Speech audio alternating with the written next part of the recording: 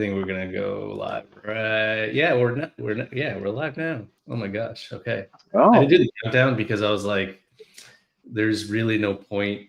This is not like one of my regular live streams that I do where it's just like a very tech or business style of a live stream. But just casual impromptu. Here we are. Here I have we not. are. The only thing I did for this was like took that picture, threw it on Canva, and then like created the title for this actual uh, live stream, and that was it. Like I didn't put much more effort into Low it. I key. don't want to do like invites or anything like that. If folks want to show up, folks can totally show up. If Or your hair. I just like envisioning that you wake up exactly like that, like this god of like chiseled no, out of just perfect hair and a beard. no, I got to do maintenance every so often. But what I'm probably going to do is because I probably won't be on cam for a while after today, is I'll probably like maybe do a proper trim down of my beard, clean it up a bit so that I can let it regrow properly. Not that it's like there's anything wrong with it, but it's always nice to just like give it a clean up, let it grow fresh again, and Oh I guess yeah, of more course. creative. But we're not here to talk about my beard or my hair or why Jason is not on camera right now and why we got a little Grinch showing up. We're here to recap Commit Your Code. And like, Holy cow. What a conference. I know, like the majority of folks that showed up were like first timers to their first conference ever. And that's shocking because like I feel like I live in a little bit of a tech bubble at times when I just go to a bunch of conferences and I tend to see more of the same folks over and over. And that's just because I guess we all are doing the conference circuit thingy.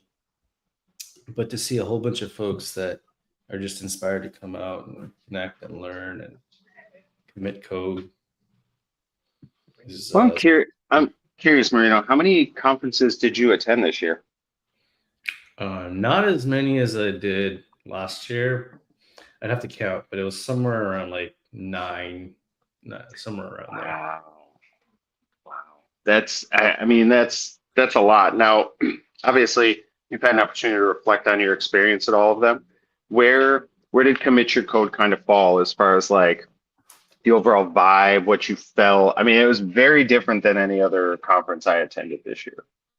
Yeah, I think a lot of that has to do with the fact that it wasn't commercial driven, right? It wasn't about capturing leads or business or anything. The conference was really about like making sure that folks can really immerse themselves in a technical community of sorts and then be a part of it, not feel like they're kind of the outsider. And I will say that KubeCon, one that I'm usually fond of going to a lot, and I'll always go to KubeCons wherever I can, used to be like that, right? It was very small and intimate and very, very tight. A lot of folks did know each other, but a lot of folks were also new to the community and ecosystem. But then, like, just the amount of quality speakers that showed up to support a community is another thing too. Most of the time, you find at these bigger conferences, you'll find a lot of experienced speakers. You'll find new speakers. You'll find a whole diversity set of speakers, right? But sometimes you'll also see behind the scenes that some of them are just driven based off of the metric that they might be trying to hit for their org or the team that they are a part of.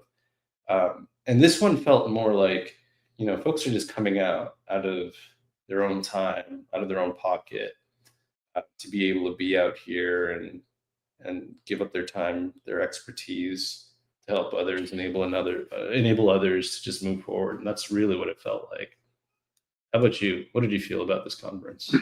Yeah, I mean, I totally agree with you. And after having been, because this and then the one that I went to in Mexico made five for me this year. And again, this is the first year I've attended any tech conferences, but I've been across the board, Render, All Things Open, that conference, this, and then the one down in Mexico. And I agree with you when it's a different reason you're there, when you're not there representing a company, doing a talk about a product or you have this different vested interest, the speakers, like the energy is different. Like I don't want to say it feels more genuine, but when you don't necessarily have those like numbers or metrics involved, like the way you approach things is different. And I think the audience feels that too. Um, I loved your talk, and I loved Aaron's talk, and I loved Taylor's talk, and I loved that panel that Quincy and Leon and Danny did. It's like, but you had such a mix because it was all different types of talks, and sometimes you don't get that. So it was cool to have like this real like melting pot of different technologies and conversations and ideas all going on all in one place, but still having that feel, like you said, where it's not metrics driven. It's just like genuinely people just want to talk about things they're passionate about, which I thought was really cool. I agree. I agree. I mean, it's very cool to just see that blend and mix. And a quick shout out to Roxy. Welcome to the conversation. Why are you not a part of this live stream? Yeah. Nice of you to half join us. I know, like you have the StreamYard link. All you got to do is just click on the button, and then you'll be a part of this panel or stage. Or there we go. We got more folks. There's Dominic. Oh, there he is. Welcome. Hey guys. Dominic was special guest the mustache. Yeah, it's I had to get it ready. I had to super glue it on before I could join. That's why I'm a little late. That's all good. That's all good. How you been? It's been a full week since that conference. It feels like a lot longer. I can't lie. I've been good. I was actually at the climbing gym yesterday, and I completed some projects I've been working on. So I feel really good overall. That's cool. What what are your overall thoughts of Commit Your Code? Love to hear, what you saw, what you felt. How can you baseline this to another conference and compare it to that? That's a good question. I feel like my overall thoughts is that it's a no-brainer for anyone to go to. I've never seen more like junior talent, like buttressed up against like high profile and very talented individuals all at once. If I were to compare it to a bigger conference like Render, you can see the speakers in the hallway, but they're surrounded by 40 or 50 other people that want to talk to them at any other moment. So if you wanted to have access to even just say thank you, good talk, like these really small things that you can get in the hallway, it's really hard. And at Commit Your Code, it's kind of hard to not talk to these people because they're right there. They're very accessible. You're eating lunch together at the same table. It was just a really like standout conference, in my opinion. The closest conference experience I can parallel it to would be that conference, where the hallway track is kind of a major factor in like the experience. Did you have like kind of a similar impression? Super curious to both of y'all. Oh yeah, I'll let Jason go because Jason's been pretty silent. I was letting the man talk. I agree with you. And the weeks like leading up to Commit Your Code, I was very much telling everybody, like, as far as like price point wise, bang for your buck, the opportunity that you're going to get going to Commit Your Code exceeds any other conference I've ever seen. I mean, it was a $30 ticket and food was included. It's like, if you can make the trip or figure out how to get there. And again, like you said, Dom, all the speakers were there. Everybody was there. There were so many members of leadership of different companies. Like, again, the opportunity far exceeded the cost. I could not speak highly enough about that, because these are the types of moments for people that, and Marino, you mentioned it earlier, a lot of like new developers, people looking for jobs. Like a situation like this, huge, like not one you want to pass up. And these are the types of, I don't want to say risks, but as far as like taking a risk and spending a little bit of money to further yourself, some of the conversations that I've had post-conference now with some people are like, I got to talk to this person, I have this interview set up. I have this, these are the things that conferences are set up to do. And with this price point, next year's is going to be double the amount of attendees just because everybody's seeing all the positive that came from it. And again, that benefits the person attending, but it also benefits the charities, which is what the whole point of it was. Mm-hmm. Super well said. 100%. Yeah. The amount of folks that got to make that initial connection with maybe hiring managers or even like folks that they can collaborate with on future projects is huge. How many people showed up? Like probably almost 300 folks came to the conference, and it's mind-blowing that it came together in such a short time frame. Anyways, folks can go check out the actual link, commityourcode.com. But just to get a vibe of the kinds of speakers that we had, I don't know, does this actually have this might have the new one. Darn it. Hold on, let's see if we can get the agenda. Oh yeah, no, the agenda is still here. So y'all can even see the kinds of talks and who delivered some of those talks as well. Like this one was so cool. Like the title, My $8,000 Serverless Mistake. That, like, I actually did not catch this talk, and I think the recordings are also available now, and I want to go check this out because that mistake happens very often. I remember, I think about 4 or 5 months ago, I forgot to turn something off and didn't realize that it actually ate up all the credits that AWS gave me and then started charging me. I had like I think a $4,000 bill or somewhere around there, which was really nice about AWS when you actually go reach out to them and explain the situation and, basically plead ignorance. They'll effectively, and I'm not saying that folks should go out and do this, but it happens. Mistakes happen, and they were very forgiving. They refunded me the charges and helped me turn off the service so it wouldn't happen again. But things like that happen not only in your lab environment, but also in production. Or like some other good talks. What was your favorite talk, Dom? Do you mind if I call you Dom? Yeah, totally. That's cool. My favorite talk, I gotta say, Mark Texans. It was really interesting. I think he's a standout speaker always. Like he has a way of commanding the stage that's much more like an entertainer while delivering like highly technical talks. But as someone that's never really been exposed to the Angular space at all, he was highlighting some of the core features rolling out, not just in Angular, but like across the board as far as what like the next generation of like web apps looks like.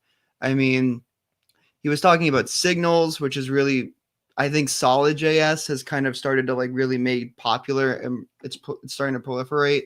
But even going into like, you have all these different LLMs and they're really good at basically like one core thing, which is like handling information. And so, why not just use them as like a really robust API that you have access to?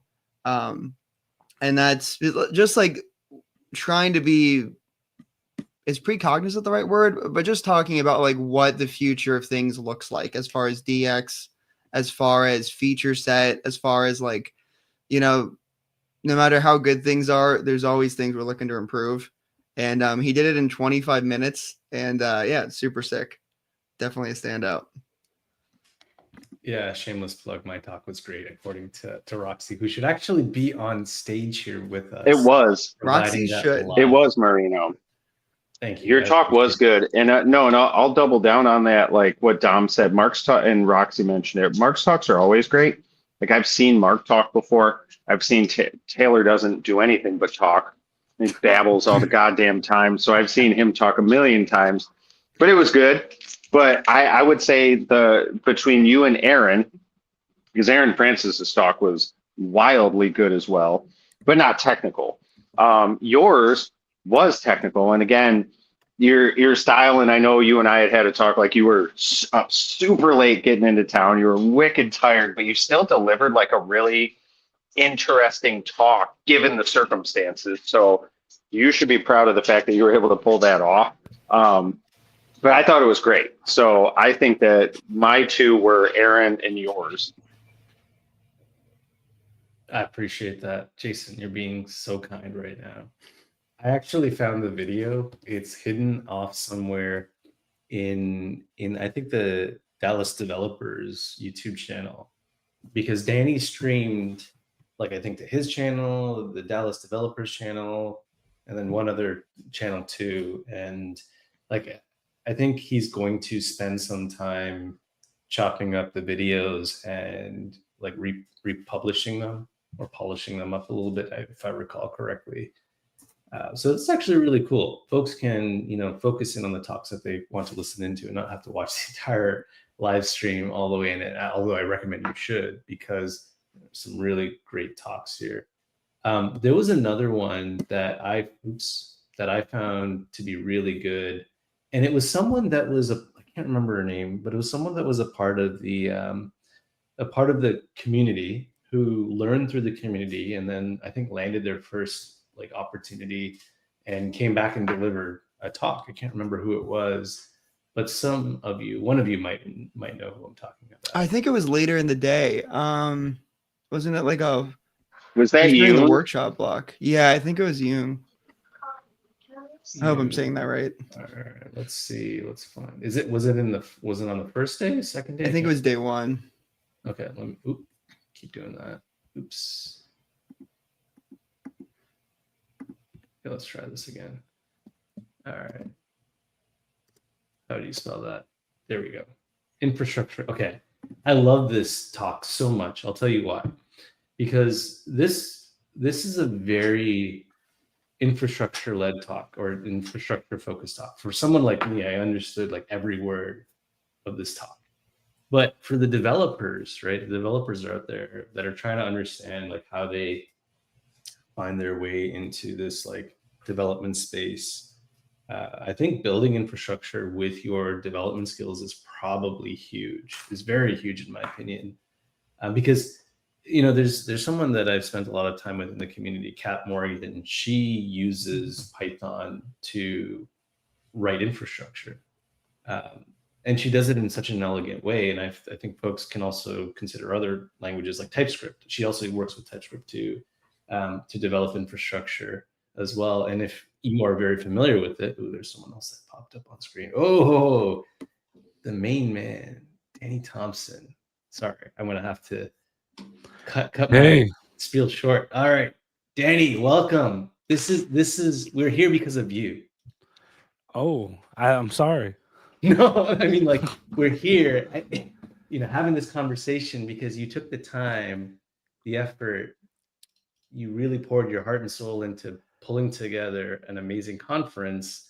And we're just here, like, talking about the best parts of it, because there are no bad parts of it. There are just good parts that we want to really, make sure folks that are thinking about their conference, thinking about planning their own, can take a few bits and pieces from this, a few bits of advice, and just like go and execute very well. I think you're even like open source a template for operating a conference, right? Yeah, I've already kind of put out the financial postmortem for it, but we just even recorded a conversation. So we do a podcast, Leon, Noel, and I, and it's called the Programming Podcast. And so we just recorded an episode yesterday, kind of on some of the strategy. But even after the recording, I feel like, man, I missed so much. So I'm gonna have to like really sit down and write down everything that I thought of. And so maybe it'll help other conferences out there kind of do something with it, or if somebody wants to kind of run with it themselves and do one for their local community, that option is there too. I have a very strong feeling that this year coming up is going to be much larger, so it's probably going to shift certain things that we do. My big goal right now, honestly, is just to get enough sponsorship to cover travel for speakers. And so if we can do that, I think that's going to be like a massive win in of itself. So I'm kind of excited for that.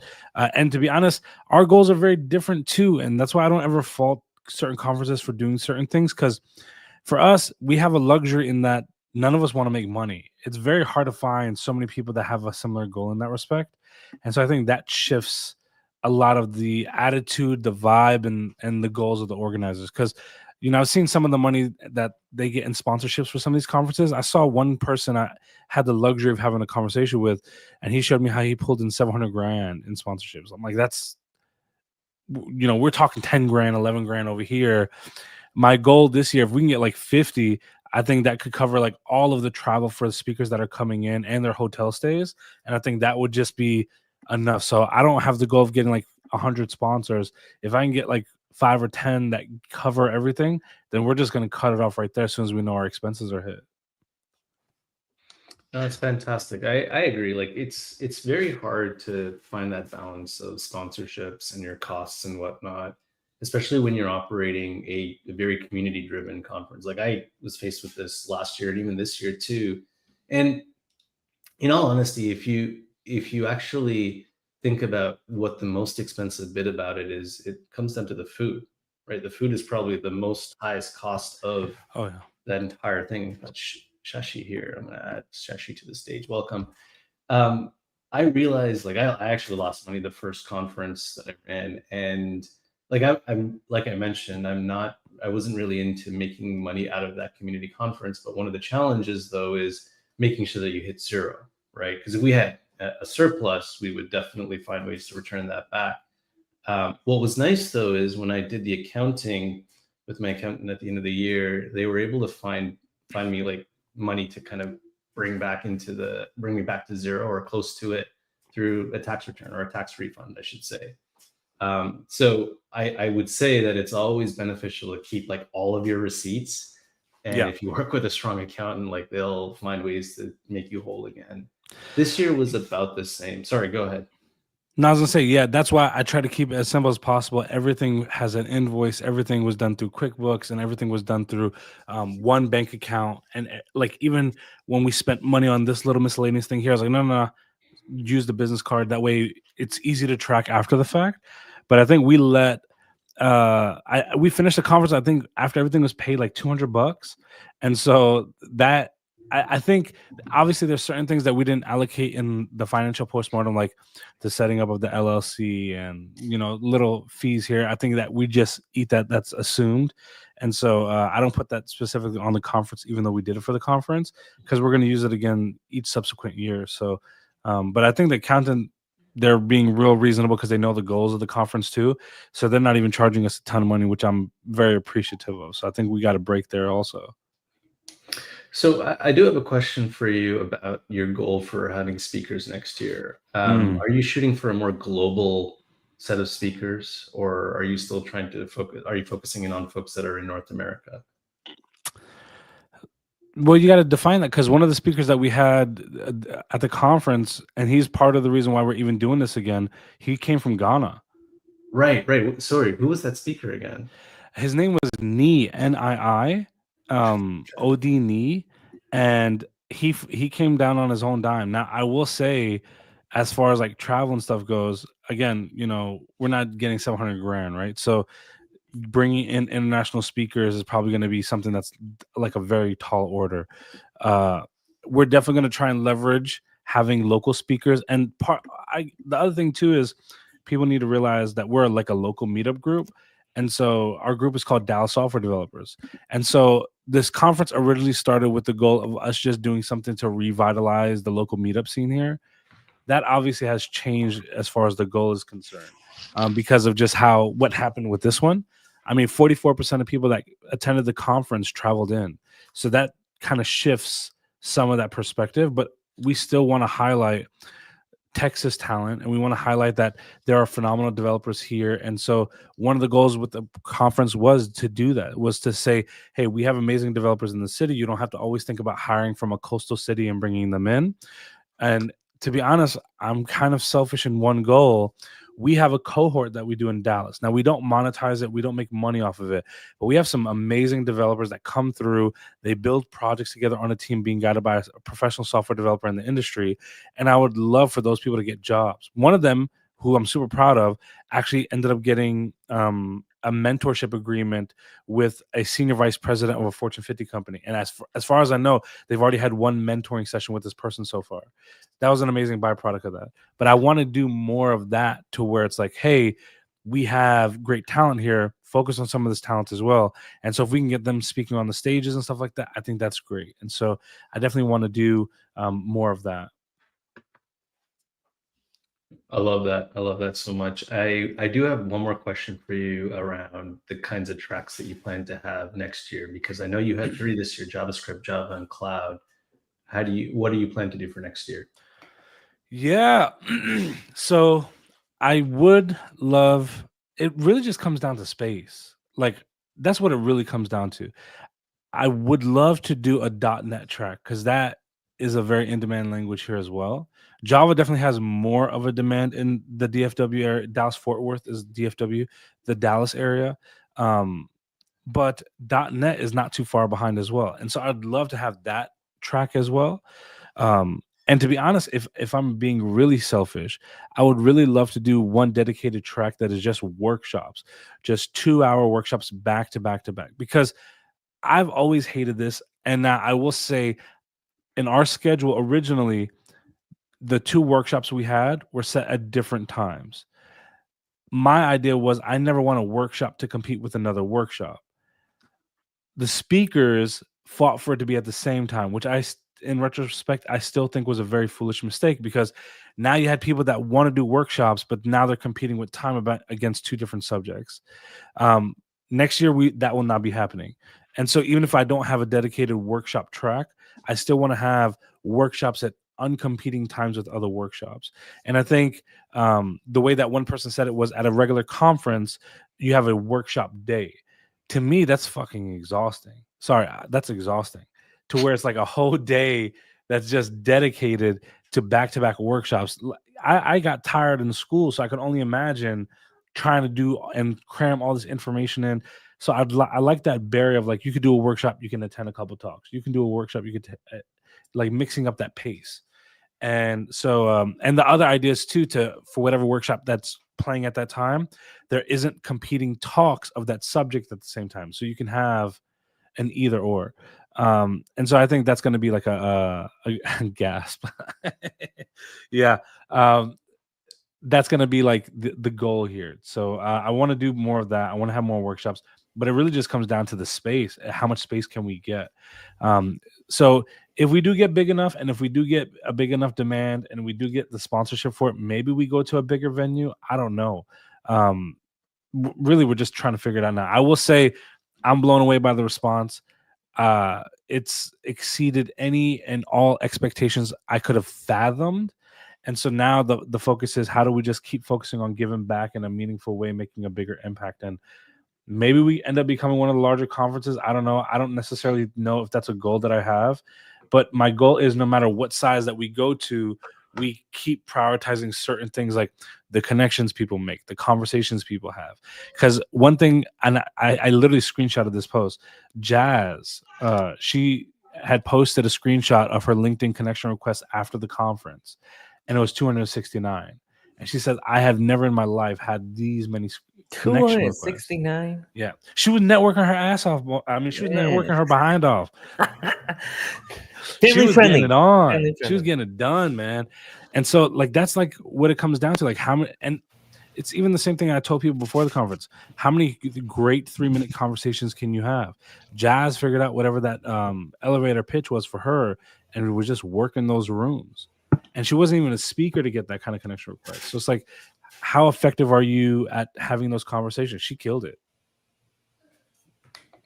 Yeah, Jazz has been really spending the time, like, networking this entire year. I was just chatting with someone earlier about, Jazz has been doing the real conference circuit this year, and very intentionally. So yeah, kudos for doing that. It's a lot of work. Like, I will tell you, even just traveling just to do the conference thing is a lot. So, I always joke with her. I'm like, which conference are you not going to? I just saw her at, we at this dot, we do these like lunches for CEOs. Like, it's basically a meetup for CEO and CTOs. She was there, and I'm like, how the hell are you in here? Like, how did that work out? And she's like, yeah, I just talked to Tracy and, had a good conversation. Tracy's like, what, come on through. I was like, you got in a room with, like, if I had to estimate the net worth in that Atlanta room, probably it's around $50 million. And she's in there networking with them just like that. Like, she was killing it. Goals, total goals. Pretty much like that's one of the main reasons that you want to come out to these conferences, specifically yours, Danny, because you really get to network and make like strong, unique connections. It's not just a transactional conference, right? Much like what I've seen in some of the bigger ones. Trust me, I probably run into maybe 200-300 people that I just cannot keep track of and deeply connect with, right? Whereas this one, Danny, your conference just really allowed and enabled that. So thank you. Shashi, welcome. Hey, what's up? Yeah, I would agree with that too, Marino. This conference was community-based, and it felt like almost everybody was open to just networking, talking. It didn't matter if you had no job, you were you experienced for 20 years, CEO or executive. Like, people wanted to connect, and people wanted to continue to get to know one another from a personal and a technical level. So it was really good. It totally was. Danny, I want to know a little bit about the food, the decision behind the food, and what threw your mind around trying to get that locked in, because it's usually one of the most challenging pieces, especially trying to accommodate for a variety of dietary needs and whatnot. Wait, before you say anything, Danny, I just want to give you props for the food. I feel like that was so amazing. As soon as everybody saw those tables, literally the energy went like 2,000% through the roof. Taco Bell bar, like buffet. Come on. Yeah, please tell us about that. Tacos. Look, Doesn't get you know better what's than so that. funny is like some of the. So I sent out a feedback form, obviously, because we want to improve. We want to know what worked and what didn't work. And the funny thing was, some people were rating the food like a 5 and a 6, and I was like, let's be real. When you go to Taco Bell, you know it's going to be a 5 or a 6. So it's like the expectation is right there. So I think we kind of knocked it out of the park. I'll be honest. Like you said, some conferences have a hard time with food. For us, it was a walk in the park. We barely stressed at all. It was super easy. And, I was stressing the hell out, man. That stuff, that those costs jump up real fast. And we learned that the hard way. Especially as I saw ticket sales go up, I start freaking out even more, because I'm like, wow, each ticket sale, because for us, we're not using the ticket sale towards the food cost. That is a completely separate category. Not one penny of ticket sales went to anything else besides donation to charity. Even the fees that came out, because for those that don't know, when you swipe a credit card online, there's a fee associated with that, and you lose money on that transaction. We use sponsorship money to offset the fees to ensure that 100% of every dollar that came in went straight to charity. And so as ticket sales go up, we say, oh, there's another fee. Oh, that's another plate. Oh, that's another thing. And so we had to get real strategic with it. And so I was even telling Leon yesterday that, man, fried chicken Danny showed up for a little bit and was having to work with the kitchens because they don't have this as a catering option. And so I had to work with not just the managers, but the store manager and the district managers to get this to happen, because they're like, we don't do this normally. Like, this is not something that ever happens.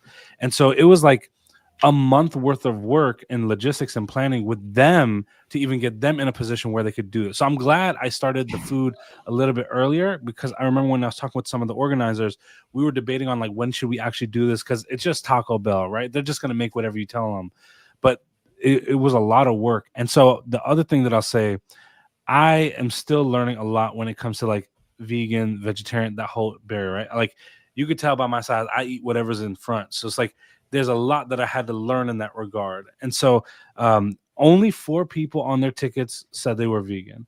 And so I went out of my way to make sure that there was a vegan option for them. We would even like, I'd go find them every day to try and say like, hey, here's your food, because we didn't want anyone to take theirs and mix it with something else. And then for the second day, 2 of them didn't show up. For the first day, 1 of them didn't show up. And so we just kind of put that out there with everything else after we knew they were served. But what's funny is, after the fact, many were like, hey, I'm vegetarian. There really wasn't a ton for me there, except, cheese pizza or veggie pizza. And I was like, did you put that on your ticket? Because if you did, you would have found we would have accommodated. Or I'm sorry, not vegetarian, vegan. They're vegan. I said, we did it for 4 people. We just didn't know. And they're like, I'm just so used to bringing my own food that I just naturally went that route. But but yeah, I'll say that we're definitely going to try and do more. If we get more money, I would love to get more variety of food options to keep like everything there for folks. Like one person pointed out like they're type 1 diabetic, and so everything on that bar was carb heavy, so that there was no options. Or like Pamela even mentioned that she wished there was fruit. Now that, I'll be honest, that one's gonna be a tough one, mainly because like fruit ain't cheap in America, and so like they definitely hike that up. Anything that's healthy or could keep you alive longer is expensive, and so she was mentioning like yogurts and fruits. I'm like, we got to see what we can pull off on that one. I don't know, but I still want to try and add more stuff in there for next year for sure. That is amazing. No, I appreciate you really sitting there thinking through like all of that for people, because it's a lot to accommodate. There's so many things that can go wrong. So many things went really well though, and that's impressive just to pull that off. Yeah, I really stress out about one thing, and I think this is why I was hard on myself at the conference, and everyone was saying something different. I'm a very big believer in value for time, right? And so when someone comes to my meetup, I'm like, man, they probably drove like 40 minutes, an hour. I got to make sure this meetup is really worth it. So I'm constantly thinking, how can I make my meetups better? When I'm now over here, like people are flying in from different states and countries to be here. Man, I felt so much pressure just because I was like, damn, can I make sure that they actually feel like it was worth the effort, time? And Izzy, Israel Santana, he recorded a vlog of his time there, right? And it was really great to see it from his perspective. But it also like re-emphasized all that pressure that I feel, because it's like, I know what it was like when I was trying to break into tech, or hell, even in my first couple of years in tech. I didn't have the disposable income to where it's like, he said he spent like $560 on the hotel room. Obviously, he spent $30 on the ticket, right? He spent probably, if I had to guess, what, $300 on the flight, $400 on the flight. That's $1,000, right? Like I feel a lot of pressure to make sure you got your value there for that $1,000. And I know if we sold tickets at regular price, now we're talking about $2,000 at that point that he would have spent to be there. But still, 50% off is still $1,000. And so to me, I'm like, damn, what am I doing to make sure that it's worth that $1,000 that this family person has to spend? Because he's taking $1,000 away from his wife, his kids, all these other places. And so for me, like, I really stressed out about that. And so everyone's like, man, at least the speakers were telling me from a speaker standpoint, there wasn't a fire that I noticed, which I feel very grateful for, but I'm sure the stuff that they did notice, and they're being very nice about that. And so for me, I'm really stressed out about those little things to make sure like it's as smooth as possible next year. I think it was cool too to see and meet people from all over the U.S. Yufa came from, I think she came from Seattle, right? Seattle, Washington. yeah. And a few people came from New York. Or Ryan and Rich came from New Jersey. People came, and I was like, that's cool, because as we know, like this is your first time hosting this conference, and usually it's just small and locals and stuff, but no, you brought in people, and people came and showed up, and it was it felt like this conference had been running for multiple years. Just the way the level of speakers that came, the people that came from all over, the whole US. So it felt like it wasn't just a first time conference. It felt like y'all have been doing this for a while. So kudos to you guys. Very polished, basically, is how I would put it. That's crazy, because I appreciate that. You have no idea, but at the same time, like there's still things that I've written down. I've got pages and pages of notes. So to be honest, though, like I was even telling, I keep saying this, but I was telling Leon yesterday, I was like, there was so much that I wanted to do that we had to cut simply because we didn't have the money to do it. And what are some examples of that? Well, probably business-wise, it doesn't make sense for folks, but giving back-wise, it does. So one thing was like that experiment that we kind of, I believe, proved it being valuable was the professional photographer giving headshots. It cost a lot of money, don't get me wrong, but the value that people got for it, I think, was tremendous. And so that one I want to do again in a bigger way. There was other things that I wanted to kind of do around that realm of where it may not necessarily be valuable, but it would bring value to the people that do it. For example, one that we had to cut, that haven't you ever been to a tech conference? And I'm sure we've all been. And especially if you work in tech, one of the first questions you get asked when you go back to work is like, what did you learn at the conference? What did you experience? Tell us about it. Maybe we should have a meeting so you can kind of share some of the wisdom. And so I was like, man, sometimes you get so involved in everything, like it's hard to recall. And especially you're still in like conference fog to where you're like exhausted, can't remember. And so I thought, what is a great way to combat that? What if we gave people in their swag bag like cheat sheets to some of the stuff that's being discussed, some of the new things? But then I was like, what if we take this a step further and also have almost conference level talks in written format that people can use to reference, like on their flight home, they're reading it on the flight, or in the hotel, or when they go back to work, they can kind of reference it. So I wanted to have a lot of printed material in the swag bag. So it felt like you got a lot of stuff, but you got a lot of like swaggy stuff, which, you know, swag is swag, but then you got a lot of stuff that was like printed, hard, valuable items. And because you got it at that conference, I think the likelihood would increase dramatically of somebody actually reading that resource. Like, for example, the one thing that I really wanted, because React 19 just became stable and got out, I was like, if we have a cheat sheet of everything in React 19, imagine how many React developers would gain value out of that one item by itself.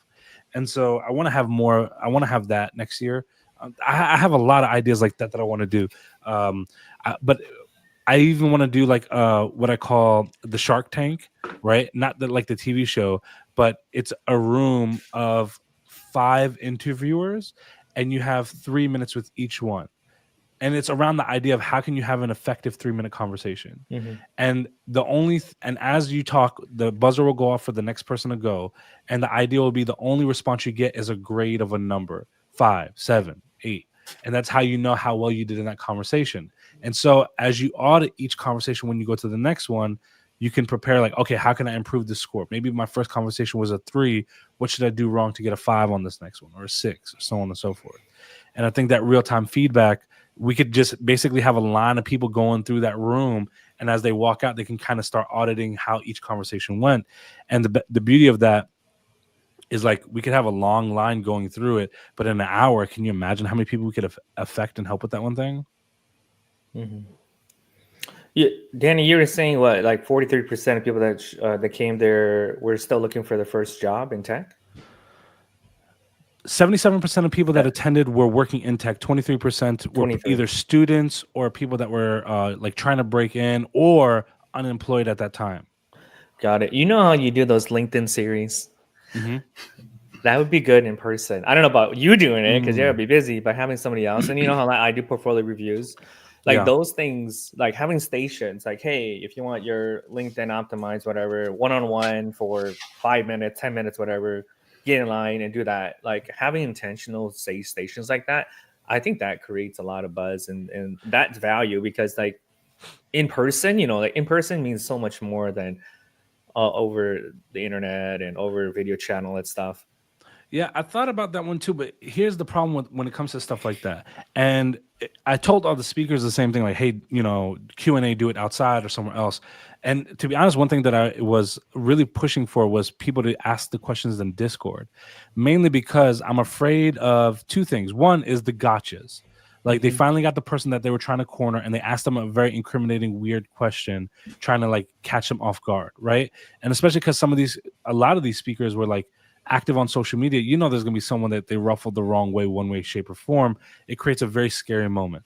But 2 is the unpredictability of the response needed to a question. And so someone could ask you a question like, hey, does this look good? That's so open-ended. You don't know if that's a 30-second response, a 5-minute response. And so when you do those in-person conversations and questions, it becomes really hard to like know how long that review will take. And so because of that, that's the only reason why we decided not to do it, because I've done thousands of reviews at this point. Some of those reviews I can knock out in 2 minutes. Some take significantly longer. And so the problem is it's not just the review. It's explaining to them what's wrong and getting them to understand what they need to do in order to make the right decision. And so because of that, it becomes difficult to kind of gauge that in a time setting. And that's the only reason why we didn't do that one, because I want to do the same thing with resumes. But the other balance too is, this is one thing that we did at this conference that I think was done correctly, and I want to leverage more in next year. I personally contacted a lot of local Dallas companies that don't know who I am, but I was just basically putting out like a little pamphlet of, we're doing this conference and it is packed with all this value. And I think it would be very valuable for you to send your developers. And so a big portion of the attendees came from that. And so their company didn't make them use PTO. They didn't make them take any time off. They didn't lose anything. It was now considered a company training that they sent them to for 2 days. So I need to be very, very careful on how I balance the get a job thing versus there's a lot of value for your organization here. Because for me, the biggest value of these kinds of conferences isn't necessarily just focusing on job seekers, which is great. Don't get me wrong. But I feel like even our talks, the biggest feedback was some talks were just so advanced for people, which is great to me because it means you're going home to research all this stuff. It went over your head. Cool. Learn what you need to know to now understand this talk, right? But from a company standpoint, they're going to send more devs and they may present themselves there as well. And so for a junior, it's so valuable to be able to network with those individuals, right? And from a senior level, it is so great, like valuable to network with your peers at that level. And for the senior vice presidents and the CEOs and CTOs that came as well, it's so valuable to have those knowledgeable individuals at a senior level there because maybe you need them for your company or something like that, right? So it's like just value all around. But if we only have job seekers, then that's what the crowd ends up becoming, and we lose all the value of the companies, the CEOs, CTOs, etc. And if we only focus on the high-level people, we're only going to get the low levels. And so the one thing that I've said, it's kind of how I orchestrate my meetups, is people love being able to give back and volunteer or like mentor. But when you mentor somebody, it's a long-term commitment. Shashi knows there's the gridiron thing, right? Like, how many months have you all been working on that thing? It's been forever. Mm-hmm. But if you can mentor for a day or a weekend, that is way more palatable for the vast majority of people at a senior level than mentoring for 6 months at a time. And so what ended up happening, that senior vice president, he came with really great intentions. He wanted to give back, but he met one person that was like, I really like your mindset. I really like the way that you're approaching this stuff. I like the way that you introduce yourself. And I love your elevator pitch.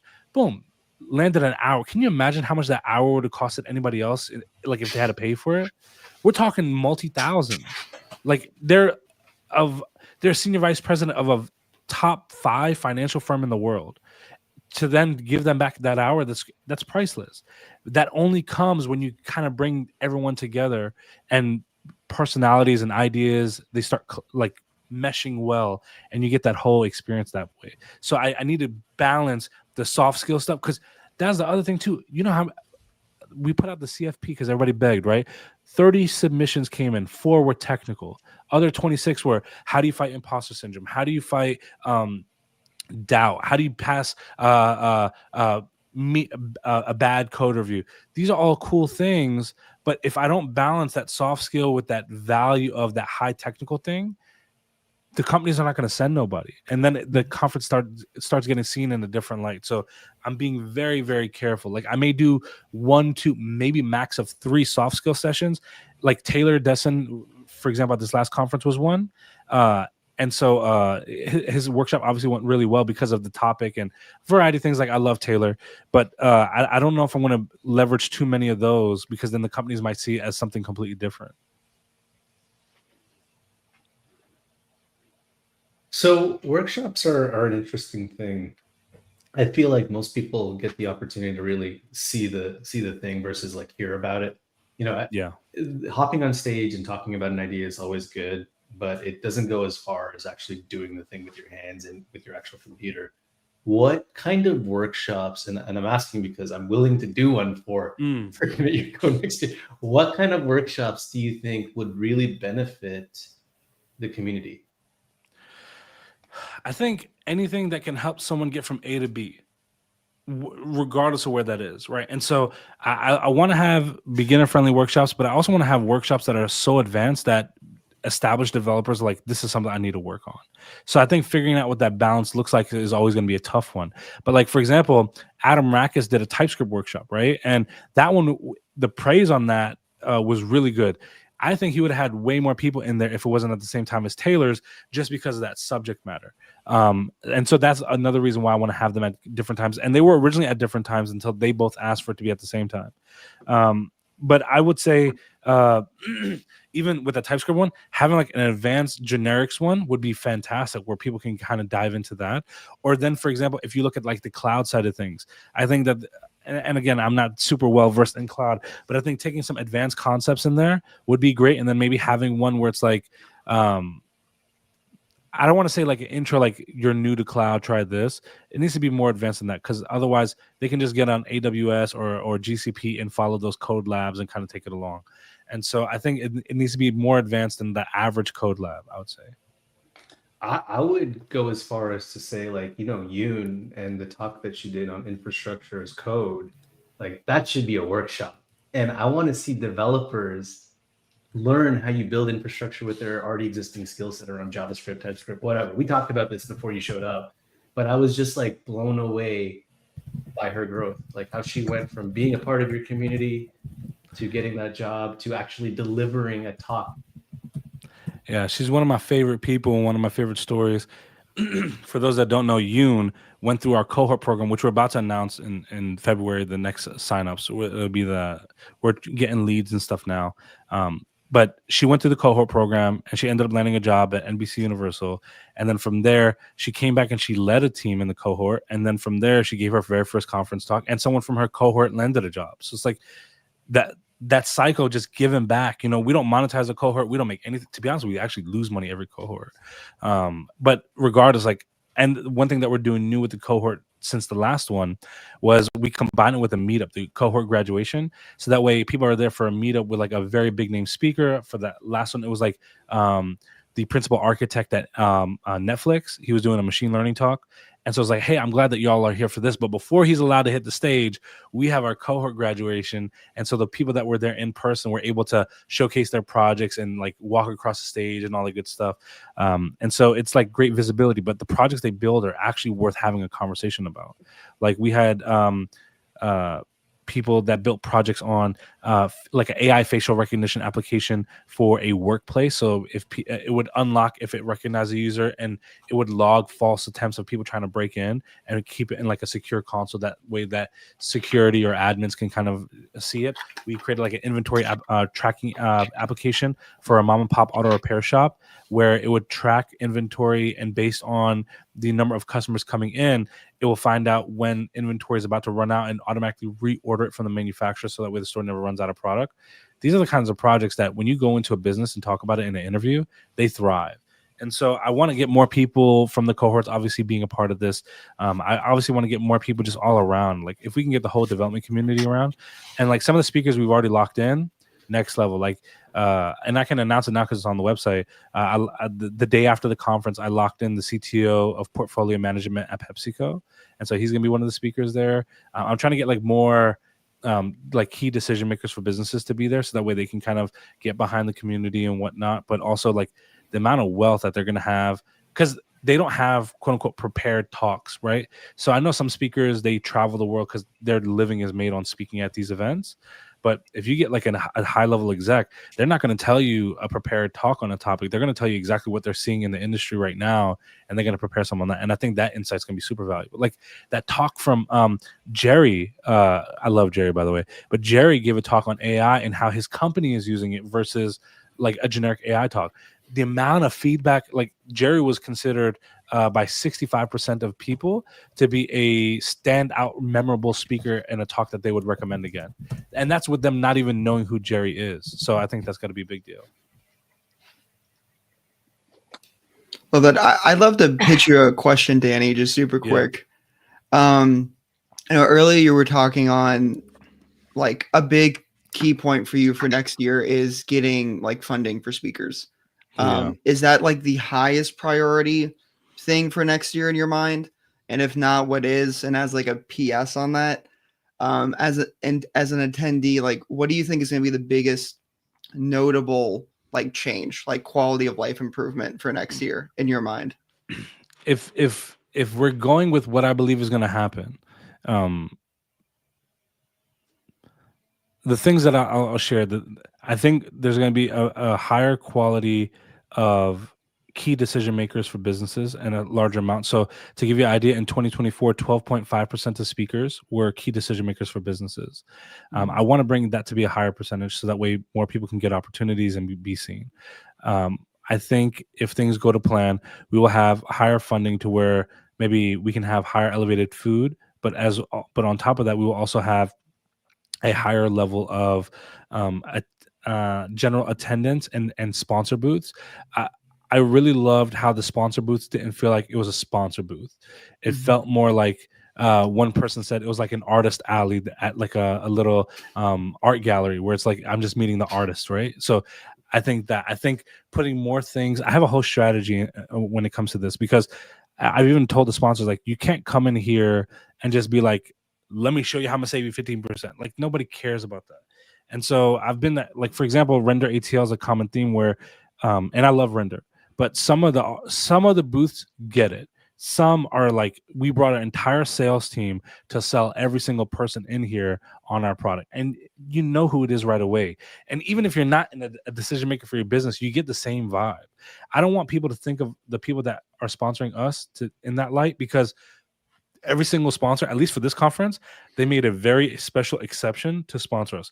Marino right here, whether he's admitted or not, he was one of the big sponsors that helped out because he made a very special exception. Appright, they were like, dude, we planned this out a year in advance. They made a very special exception. Grafana Labs was like, why would you bring this to us so late? I'm like, I didn't have the idea until the end of August. So like they made a very special exception to sponsor.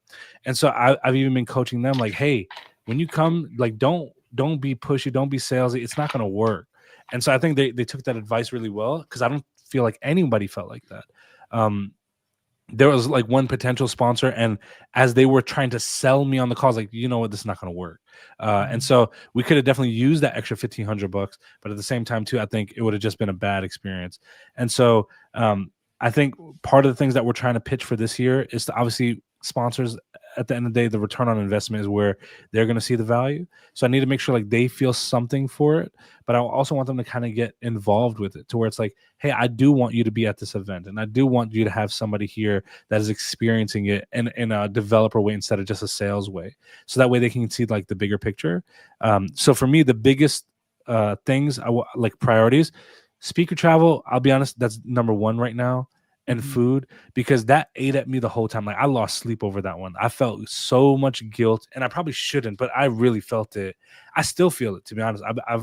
That's why after the conference, I sent every single speaker a very personalized thank you. That took me almost 3 hours of just sitting at my desk and just recording each one to make sure that they knew. I really want us to be able to cover speaker travel. There goes Dennis. He's one of the organizers, and he's also the admin of Commit Your Code and DAO Software Developers Group. We do our events together. That's my brother, man. But definitely. And a twin dad. Yeah. But definitely speaker travel. I want to be able to cover that because I felt guilty the whole time.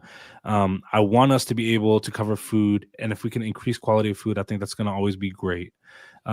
I want to do more things like the professional photographer, where it's like, hey, we have this thing going on now and this thing where we can just give back. My mind's racing with a bunch of ideas. I'm always open to more, but it's really racing with a bunch of ideas there. I want to be able to do like more things that we did, like after the conference, we had that social where everybody got to hang out and meet and stuff like that. So I'd love to do stuff like that where it's just people being people instead of being sold to, and you know, even like I love Render's thing that they do on that rooftop, and I'm using Render because I think that's an example everyone here knows, where it's like that rooftop party, but I feel like it's too much. And so I want to kind of do something where people can just actually just connect, hang out, stuff like that. So I got more ideas around that in particular, and like All Things Open, I think there was a great example of that. But I want to do more stuff like that. And so if we can try and just get more people together in that regard, just making connections, hanging out, having a good time. And then, of course, learning by osmosis by the people around you. I think that's going to be a win. I love that. You know, there's so much to think about, but I also want to bring on stage Roxy. Roxy, tell us a little bit about your experience. Sorry to put you on the spot because I know you're like looking at your phone like, hey, tell us a little bit about Commit Your Code from your point of view. Yeah, no, I really loved it. I loved that I could drive there. And of course, you know, the $30 price tag made it to where paying extra to stay at a hotel wasn't as big of a deal, because it was affordable. And even then, like, I know a lot of people room together and everything. I, as a parent, enjoyed my my solo room. Um, but yeah, and everything was really close. So even if, um, for example, like I had my car there, so even like picking people up and taking them to the conference itself, I think some people walked, but it was really cold. So picking people up and taking them to the establishment, like it wasn't a big deal at all because everything was really close. Same with the after conference events. That was very open, and parking was easy, drop off was easy, and then of course like that it's definitely one of my favorite like bonding moments with other attendees and everything.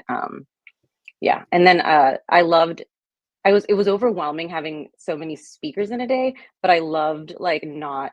It was also like it was broken up really well, so I was able to hear so many different speakers and not be overwhelmed with like an hour of information on their specific topic, which is always great, for like note takers, but it does kind of bog down your brain. So yeah, and then there were of course brain breaks, and people could like run out for a coffee really quick or grab one right there. Yeah, so I mean, I just for 2 days that were jam packed full, like it was definitely worth it, and I feel like I strengthened a lot of connections. I met new people, hung out, got to see my friends again. So it was awesome, and I feel like I'm getting closer. I just I need to work on stuff on my end. And so just for the record, and it's because Dennis is here, so I want him to hear this. So you liked the 25-minute length where it wasn't an hour sitting in a talk? Yes, yeah. So like I know that some of the speakers felt rushed, and I know that sometimes it was a lot of information. But I did appreciate that so that I could I don't know, maybe it's my ADHD, but I definitely appreciated like the shorter talks. And it could vary depending on the topic, but yes, like I personally liked that. Yeah, we were having a debate on this, not just with him, but some of the people in the Discord, to where they were like, the talks need to be like 45 minutes or 35 minutes. And I was like, when I sent out the speaker feedback form, 90% of the responses came back saying they liked the 25-minute length. And they couldn't believe it, but it's because of that reason. For me, it was a strategy, right? The way that I looked at it is you have 2 talks an hour. So we all know the hallway track exists. People go to the hallway, they hang out and talk. And so it's like you could attend a talk and then speak in the hallway all within that same hour time frame, instead of just having one talk there. Then you feel like if you skip out on it, you miss a lot. And so it gave people a lot of variety and options. But the other thing that I did too is I would walk in the hallways and remind people that certain talks are going on, just because I've been a victim of this at conferences where I have great conversations, and then I realize, dang, I missed that one talk that I wanted to hear because I got involved with this. And so that was like the whole strategy around that. And it worked out really, really well, in my opinion. And so kind of happy that there's someone else in real life supporting the talk times. And so we can stick to that 25 instead of going to 45. And I also want to point out that most of the speakers have like their own YouTube community or like video tutorials or whatever. So like, for example, I loved Bree Hall's talk, and I know that she has multiple videos that I can Yeah. see. So if I want more than the 25 minutes, most everyone shared their links and everything at the end. I think that's a really great point, just to piggyback on what Roxy said. Like, these are gateway talks where it's like introducing you to a lot of like deeper content that then allows you to take the next steps to engage more or learn more. I think honestly, I thought the 25-minute format was super ideal because, again, you're getting a lot more information, you're getting a lot of different conversations, but then, like you said, Danny, you can jump out into the hall, have a couple chats, then go see another one. It gives you so much more, I think, optimization of the time spent there. So I think you should keep it that way for sure. And then, like Roxy just said, everybody has the continuations of their talks, the education, the further learning that you can do. And then that kind of falls on the people to follow through on things. So I think that's awesome. Well, I am actually late. I need to drop off. I have to go meet these execs for this thing, but it was amazing hanging out with y'all. I reshared all this good stuff. So, hopefully get some extra visibility there. But honestly, I didn't realize y'all were doing this until last night when I saw it in that chat. And so happy that y'all are doing it. Happy that you even felt compelled enough to do it.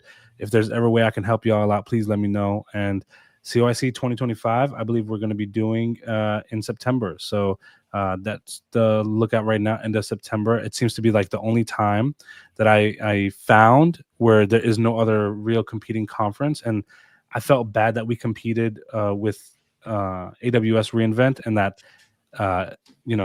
it went well for us in that regard. And so although several speakers went above the allotted 20 minutes, I think if we ever get to have a retro, Dennis, then we'll be able to kind of go over that side eye. And so I will say, though, that I do think September will be a great time. It won't be cold, so all of that will be there. It may be hot. We'll figure that one out. But I think that It's Texas. It'll be hot. yeah. But all right, y'all, I'm dropping. But I'll see y'all on the next one, and let me know if I can ever support you. Bye, y'all. Cheers, Danny. Bye. Thanks. Now that he's gone, we can actually get to the real. Oh my God, CYC. He brought up a very valuable point about the timing of talks, because so as a speaker, I've delivered a number of different types and styles and lengths of talks, from the 5-minute lightning, which is probably the hardest to do because you have to compress all your ideas. And I think hopefully he sees this later on. Lightning talks are great. Because you're forced to convey your ideas in a short time frame. It's very much like a tweet. If you don't have access to Twitter Blue or Premium or whatever it is, you literally have to confine your ideas to a single tweet or thread it out. And I love that because it really forces you to cut out the BS, focus on the key ideas, and deliver. But then on the other hand, workshops are really good too, like the 2-hour-long ones where you're just like deeply engaged. It's a balancing act.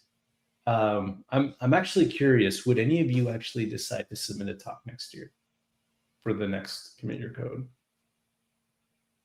I've thought about it. I definitely. I've had like a non-technical talk I've wanted to give for a while, but then Danny tweeted out that he got like 40 non-technical talks, and I was like, well, I'll do the one at my local meetup or something, and try to find like maybe a technical talk I could do. I would propose something, and if folks are also watching in, this is a great idea for y'all to pull together and deliver a workshop together. Like, I don't think there's a limit on, okay, maybe there's like a limit, you can't have 30 people delivering a workshop, but 3 or 4 of you get together and say, hey, we're going to deliver this workshop, which also means you're going to have to collaborate, build it together, make it available after the workshop, make sure that it's a solid delivery. I think that's a great idea. Actually, that was something I was thinking about doing. And I'd still probably do it with someone that is still trying to figure out their way throughout like tech and whatnot, so that it's a bit of a learning experience for them. But at the same time, it's something that we get to build together. Like I'd open that up to anyone if anyone's interested. And that's why I asked Danny, like, what kind of workshops would you expect to see? I think folks would love to see workshops around building something that is productionized or getting close to it. That's something that you can put on your profile, your repo. Yeah, I didn't know that was allowed. Like you're saying this, and I'm like, I didn't know this was free real estate to do. It's a cool idea. I think it's definitely free reign, right? Like I don't think Danny's got specific restrictions on what kinds of talks. I mean, sure, you're not going to come in here and talk about medical stuff or whatnot, but I think he's very open to those ideas, especially if it's very collaborative amongst the Commit Your Code community. Jason's been so silent. We haven't seen him once on camera. He's the Grinch. I'm going to definitely pick on Jason a little bit more. Were you talking about workshops? Sorry, were you talking about workshops during the event? Workshops. Yeah, workshops. Absolutely. Like Taylor's or what or Taylor's is one style, right? Where he's really driving y'all to improve upon your LinkedIn professional profiles and make yourselves more marketable. But Danny was also alluding to this other side of skills, the hard skills, the stuff that, people will look at you and can really see that you can provide value back to their organizations as well, and back to something that they're building. And those hard skill workshops things like working with Git. How do you do Oh, branching? like Adam's TypeScript one. I mean, are you Oh talking yeah, about like I did not during? catch Adams. I did not catch Adams, unfortunately, because it was like 4 hours long, and Yeah, I have a limited attention span. So I'm Jason and I left sorry. Taylor's to go to yours because his was also in the 2 hour one, and then we popped Yeah, back in. I think 2 hours is a lot. I even think like, but the thing is, if you do anything less than 90 minutes, it's not enough to convey your ideas. But I still think workshops are very valuable weaved into the conference.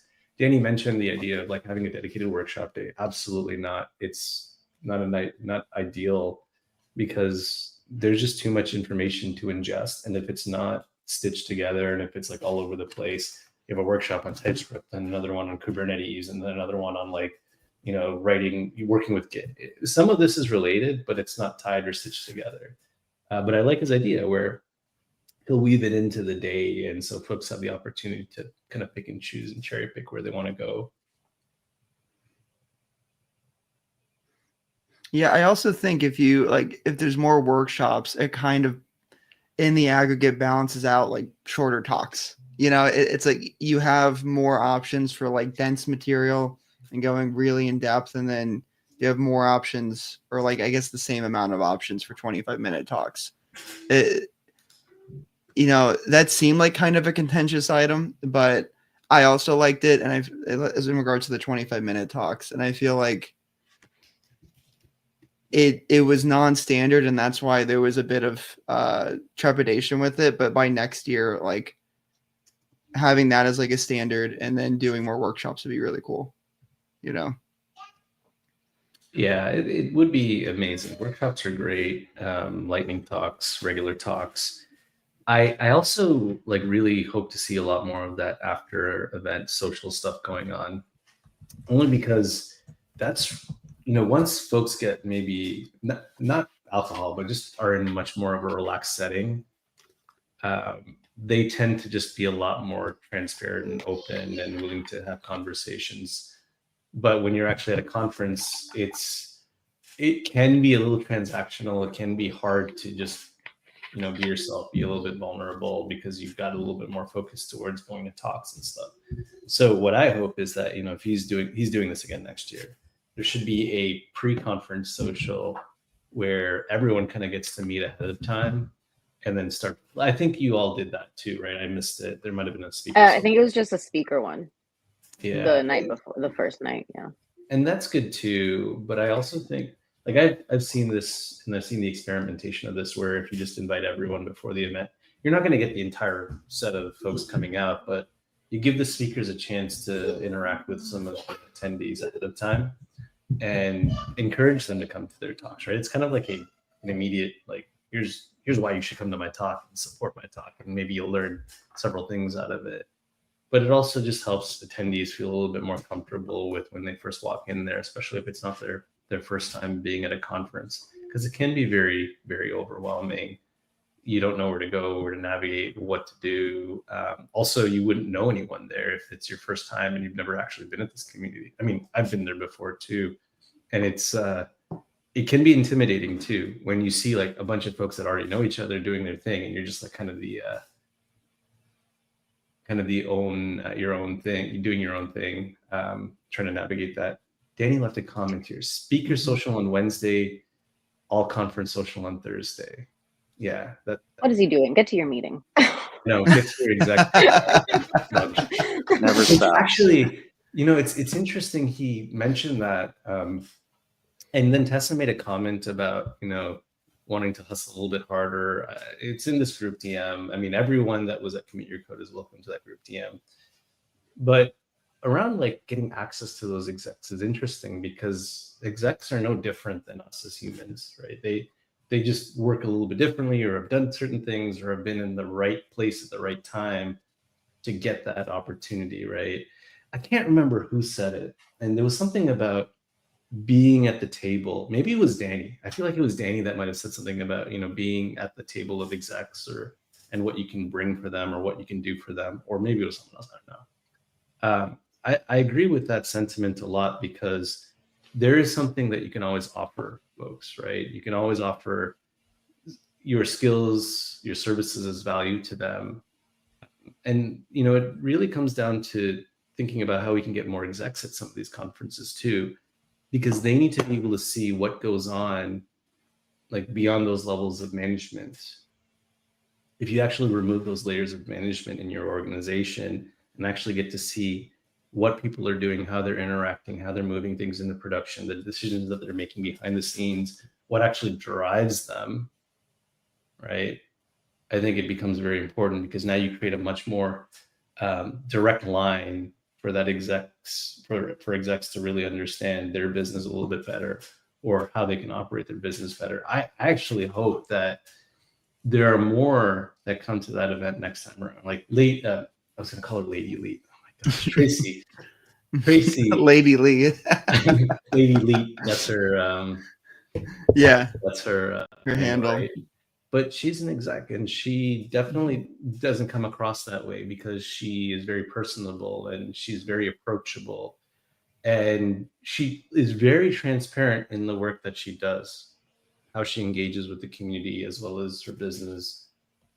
And that's very inspiring. And I hope to see more leaders come out to these conferences and even give talks, right? They should be the ones that are giving the soft skill talks, because they can give you the idea of how they got into that maybe exec role or leadership role, or some of the decisions or sacrifices that they had to make to get there. Anyways, I digress. I can keep going on forever.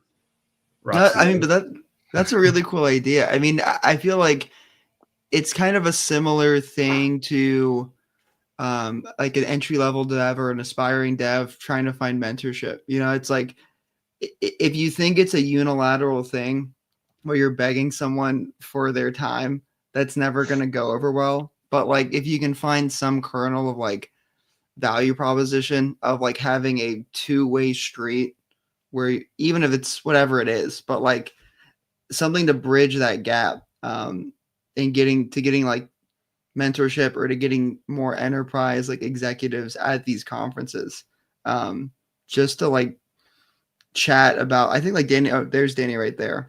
But like how Danny said, like these aren't people that are doing the speaking track a lot.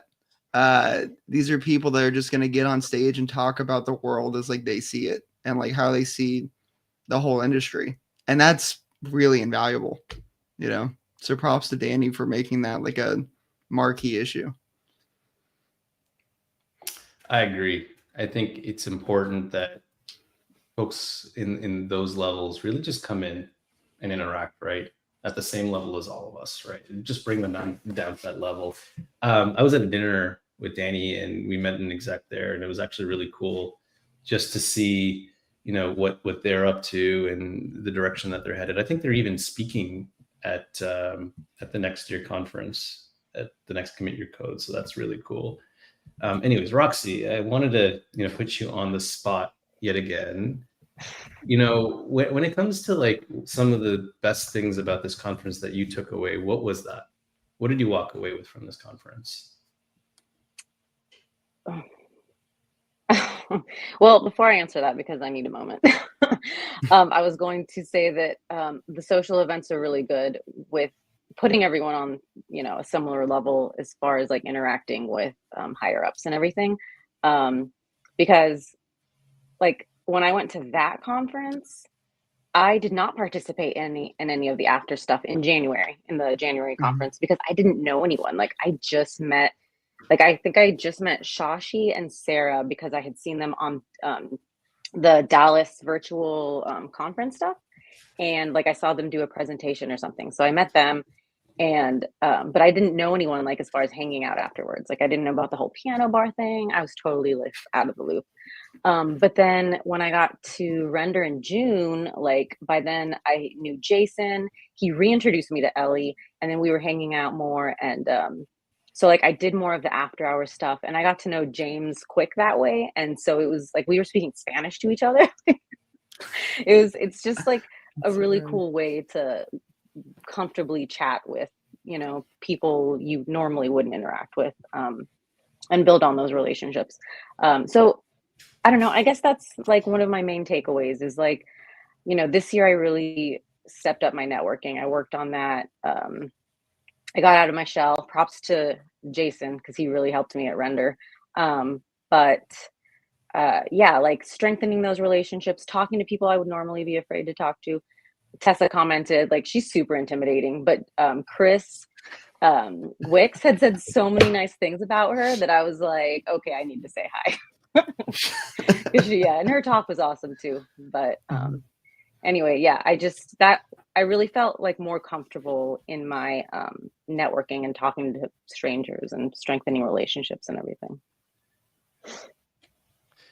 Tessa, you're totally welcome to come up on stage and join us. I think you have the StreamYard link, and if you need it, let me know. We'll drop it back in the chat for you, because I also want to hear your experiences of the conference and, your perspective of how your talk went, because you delivered a great talk to developers.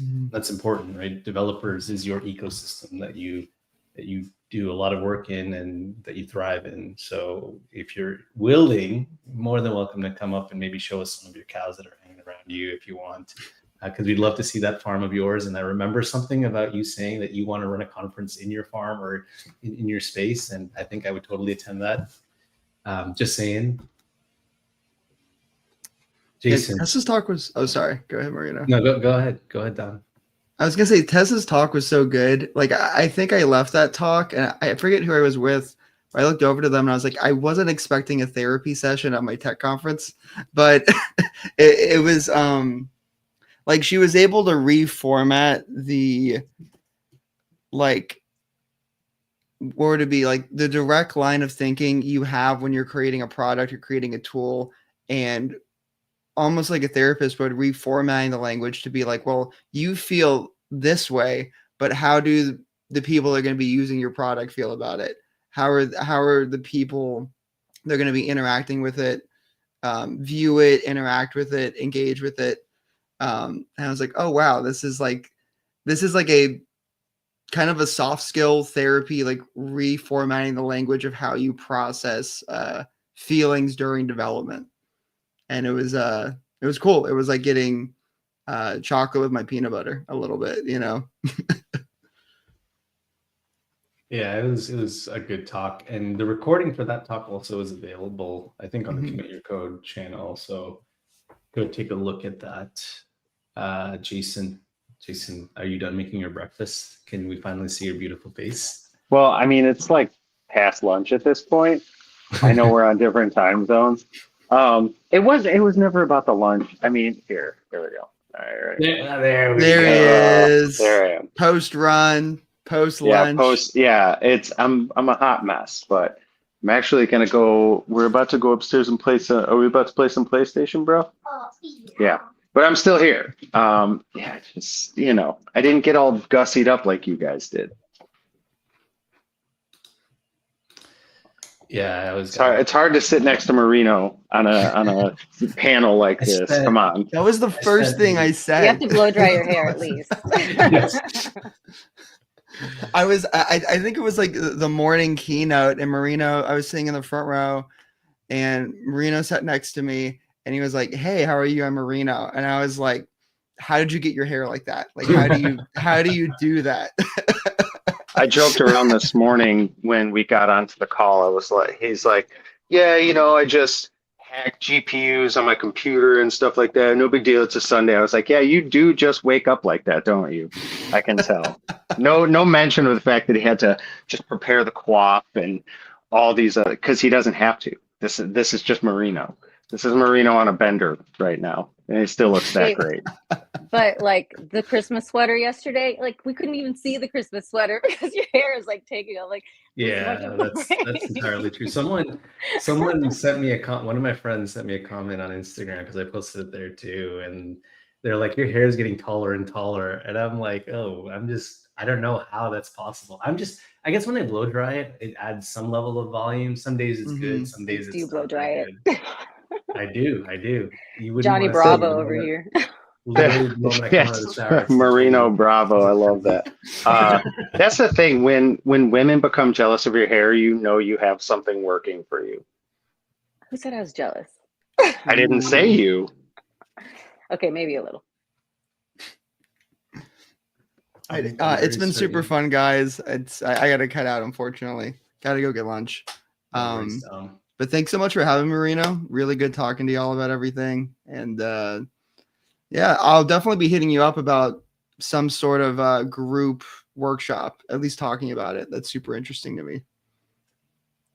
Absolutely. Great to have you here, Dom. And it was nice meeting you in person. Hope to see you soon. For sure. Cheers.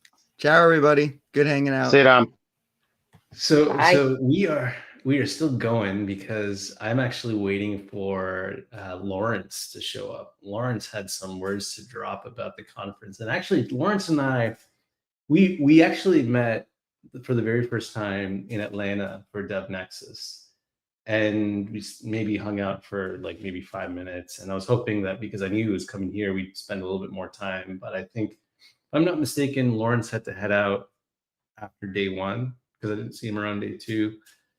And for those of you that don't know, Lawrence is really big in the Java and even Kubernetes ecosystem, if I'm not mistaken, too, especially with the Dean. Hopefully he'll come around and talk to us a little bit about his experiences about Commit Your Code, because I really want more people to show up to this event as well. Like I think this should be the flagship event in the US. Like Dallas developers has just scaled to Commit Your Code, and all of a sudden now you have people across the world that want to run their own conference, and that's not going to happen. Not with Commit Your Code. They can run a conference for sure, but that kind of momentum and energy is starting to really flow in different ways, and it's really cool to see that.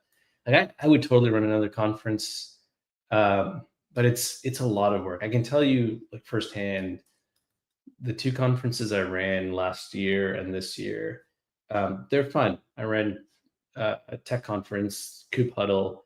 I did it a little bit differently. It was still community focused, but at the same time, what I was going for was a little bit more elaborate than what Danny went for. Danny he just hit the target. I, on the other hand, we got a CYC coming on. I don't know who CYC is, but they're gonna have to turn on their camera very soon.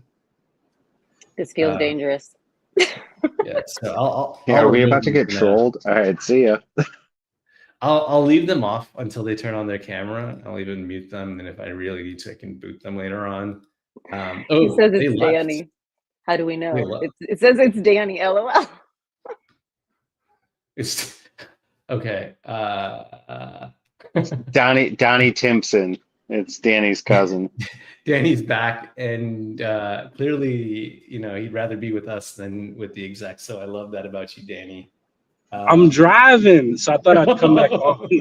Wow, no, it actually is Danny. Holy cow! Yeah. We just needed the voice confirmation. So there's someone here, Michael. Who's Michael? Can someone remind me who Michael is? I feel like there were a few Michaels, so I'm not 100% sure. All right. Well, Michael, I apologize, but your device is not connected.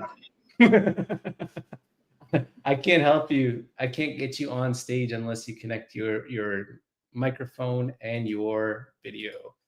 But Danny, you can totally stay on stage. That's totally fine. Scary. It's Danny. Okay. Where were we when you were talking about scaling conferences and your experience with actually doing conferences as opposed to this one? Right. Yeah. So it was interesting because I like immediately shot to the venue, and in Toronto, there aren't a lot of places that are willing to give up their venue for free or at a really low cost. But at the same time, like I was getting egged on by so many people, like you could do this conference center, you'll get so many people. And, the hardest thing and the most humbling thing is realizing that as much marketing and notifications and promotions you put into it, you still have to have a very strong brand, like a personal brand for people to trust that, it's going to be a good conference, right? And a lot of the things Danny is saying now around, making sure that the speakers are taken care of, making sure that, the conference is good value for money is really hard work to maintain, right? Finding the right balance of the right speakers, even sourcing sponsorships for this kind of event, especially when you're running it for the first time, is a lot of work. I can tell you, like, I know Danny got a lot of no's as well. Like, he told me this when we were having conversations about like the planning of this. Um, I got a lot of no's too, and it hurts when you get that no, because it almost feels like, they don't not only not want to work with you, but they don't trust you, right? And so, like, okay, I got to go out and build that trust. And I was thankful for the sponsors that did come through. It got a little stressful towards the actual event that first time I ran it, and all of a sudden you start to see like ticket sales are going through, and you see sponsors coming through as well at the very last minute saying, "Hey, I want to do this," or "I want to pay for this," and that's all good and great. But leading up to is so anxiety inducing. So the second time I did this, I decided, let me do it a single day, right? I did 2 days the first time around, and then the second time around this last year, I just did it a single day event. We actually did it at a very historic spot in Toronto, the Toronto Reference Library. And you wouldn't think, like, you would think a library, why would there be a venue there? Actually, there was a little venue tucked away that supported exactly what I was looking for. A huge room that would have our main stage, our speakers, and a smaller room that would support workshops. And it worked out fabulously. Like, we had, I think, over 230 people show up to that one event because, one, it was a lower cost event. The food was covered eventually with the cost of like tickets, and then the sponsorships and whatnot covered the venue. It covered speaker travel, and it even helped paid for some tickets as well for folks that just couldn't afford, right? And we got to a point where we were able to make tickets free for all women in tech. So that actually worked out really well for us. And I realized, as fun as that was, it's a lot of coordination. It's a lot of effort when you have a big team that's working with you, having to like work with each one individually, and then like motivate them, push them forward to try and actually complete a task or something, is a lot of work in itself, right? People are committing their time for free to be able to do this as well. And it is a lot. It is a lot. So, on one hand, oh yeah, I love this. Many cities have library space for this. Yeah, I totally am on board with that. If you have a library in your neighborhood or in your community, they definitely have space for this, and it's at a much lower cost. I think our highest cost for both events was always going to be the food. Like, the food is probably the most expensive thing too. And sure, like I could have gone in a different direction with food, or maybe actually wouldn't even have provided it too. But I'm like, I kind of grew up with making sure that everyone was fed. Like, I grew up with that kind of family mentality and mindset, where like my mom will always overcook food. She would always prepare because she'd always want to make sure folks were able to get, their first and second servings. And like, I kind of felt the same way too. The first event that we did, we had a lot of leftover food. The second one, not so much leftover food, but we were starting to get to the right, like, I guess, mix and balance. At this point though, like, because the conferences are a lot of work to manage and my priorities have changed for the next year, it's harder for me to run. But that doesn't mean that folks shouldn't be doing it, right? If you've got a community, you want to get a bunch of folks together, it does take some planning. But there are templates out there. There are open source templates that you can reuse to effectively build your own little conference. And it doesn't have to be that big. Like, you don't need to have 1,000 people show up. If you have people even show up, people actually care about your cause. So that's enough. So yeah, you're muted there, Roxy. No, I was just gonna say shout out to libraries. Libraries are awesome. They're great spaces. I mean, outside of, like, this one was really good because it was right in the heart of downtown. And then folks had the opportunity to just like go find a spot if they needed to get some work done in the library, the quietest building of all, right? And it was great. Like, I think that you could run meetups there too. Like, I don't think people, my kiddo's trying to have some fun here. And get into my room and be a part of the fun here. And you can even probably hear him screaming my name right now. Do it. Just have him on. Jack's sitting right next to me. We're playing Lego Star Wars while we chat. I think it's interesting that you brought up like the no's. And I'm kind of curious, and Danny left, so I can't really ask him this, but people will know a sponsorship, but then they see the success in something and want to come back. Like, do you still consider them moving forward because they didn't see the vision originally? Like, how do you pass that up if you're doing it for charity? Because that's kind of where we fell. And Marino, obviously you can attest this and test this here. Like, we did a charity conference at the beginning of the year, put it together super haphazardly, but it went well. But a lot of people said no, which is hard when you're doing a charity conference. But at the end of the day, there's still businesses that have to attach themselves to that and see a benefit to it. So can you maybe kind of speak to that as far as like reflecting on maybe how you look at the next iteration of a conference after you've seen some of the issues that you can run into? Absolutely. So when you think of conferences and the theme that you're trying to convey, for a lot of organizations, when you throw the word charity up there, it immediately thinks it's a donation, and what it really comes down to is accounting. It actually is accounting. So what ends up happening is you've got a marketing team or maybe a developer relations team that has been allocated a budget for the year to be able to spend on events. But there are a certain classification or a type of set of events that they're allowed to sponsor, right? When the moment you throw up the word charity, it actually creates a little bit of complexity in the way people can sponsor such an event as well. Because at the same time, now it has to expose them in their books and even their accounting as to why they, even donated money to this cause or event. There's a lot more to it than I even know. But then the other side to it too, sometimes you get no's, even if the word charity is there. Regardless of that, there are companies out there that need to see value for the money that they provide as a sponsorship. So some companies will say, I'm giving you $2,000. You should be able to give me an attendee list. And sometimes some conferences are okay with that. Some others are not, right? Because now you're actually literally forking over a bunch of contacts. I'll be real, right? The majority of folks that attended this conference aren't probably the people that can have the authority or autonomy or even like approvals to buy stuff. Maybe they interact with the technology and they're a part of the experience, but they have no decision-making power. And that's fine. Like, there's nothing wrong with that. It's just, it comes down to the fact that for those sponsors, sponsoring a conference like this is really more for the noise and making sure that you're really driving awareness, not so much for, I have a list of leads that I can start calling out, or hand over to my like BDR to start calling out at Roxy. Would you like it if someone called you and said, hey, I've got some Kong API gateway to sell you because, we got your contact list from Commit Your, probably not, right?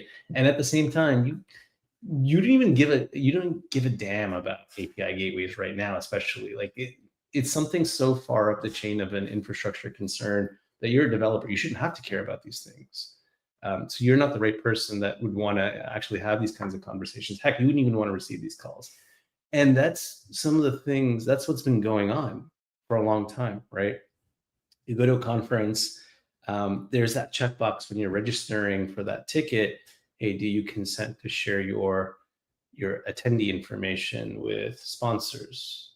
And you can either agree or not, right? But sometimes most people don't see that they're agreeing to it. And all of a sudden their inbox is spammed with a bunch of like, hey, why don't you get started with using ChatGPT or something, whatever it is. And that's the hardest thing to manage as a conference organizer. Then you get into the business of GDPR. Are you both familiar with GDPR or folks on the live stream? Okay. So GDPR is, I can't remember what it stands for, but it has to do with the way we actually process data of individuals, who we can share it with, who we can issue that data to.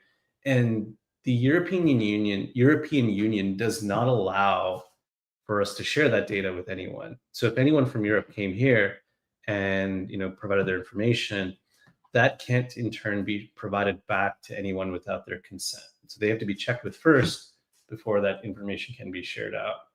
So there's a lot of these kinds of concerns that tend to come up. Sponsors tend to overlook these concerns and just think about the fact that they have a list of people that they can dial out to, and then hope that maybe 10% would consider actually buying or even having a conversation for that matter. I mean, having been in sales, I've seen a lot of this happen and transpire, and it's just natural for what the tech space is. But if you're thinking about why Danny got a lot of no's, and even me, it's because of that, right? Like we draw a line in the sand and say, look, you can't cross this line. But behind that line, here's what you get access to. Here's what you can do. And usually what I encourage sponsors to do is, if they've decided they want to sponsor, skip the booth, right? Don't even think about the booth. Just show up and engage naturally. Don't expect people to come up to you, because ultimately they're there just for the swag, and you're there to capture their information and do something with it. But that leveling of trade-off is actually not quite aligned or even accurate for that matter. So it's better off that you come, engage and immerse yourself in these conversations. I actually see some great companies doing this. Jason, Torque Dev does this really well. Like you jump in there and actually engage with people, you have meaningful conversations. It's not about, oh, by the way, we want you to buy our technology, and what are you doing today to solve this problem? Which is pretty much what happens at a lot of conferences, right? So long answer for the reason why we get a lot of no's.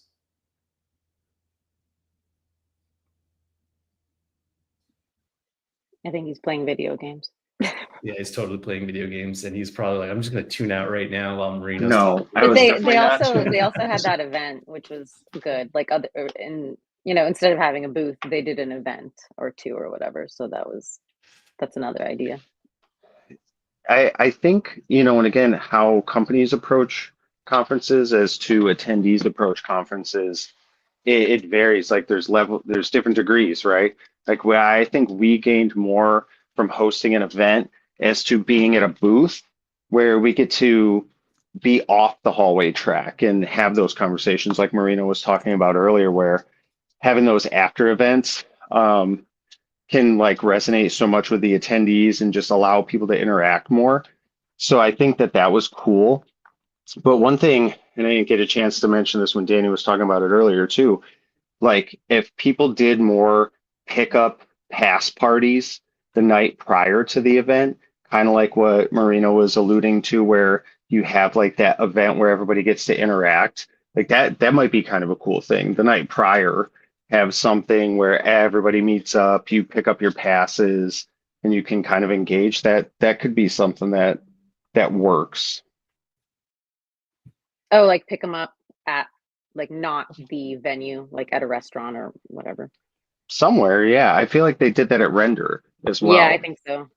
They did that like all week, I think, off and on, or like at least a few days out.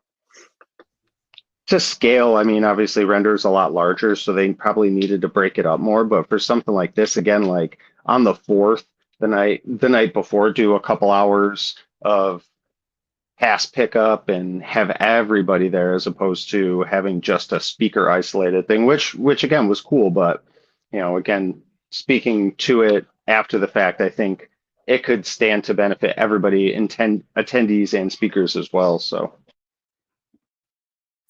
Yeah, I mean, I agree. Like anything that breaks the ice and you're not responsible for breaking that ice is definitely going to go a long way. In fact, like a lot of the conferences that I started going to a long time ago, using these social events for the icebreakers for me. Like, look, once you get into a massive space with 300 plus people, it becomes so much more challenging to try and determine where you fit in or who you can start having conversations with.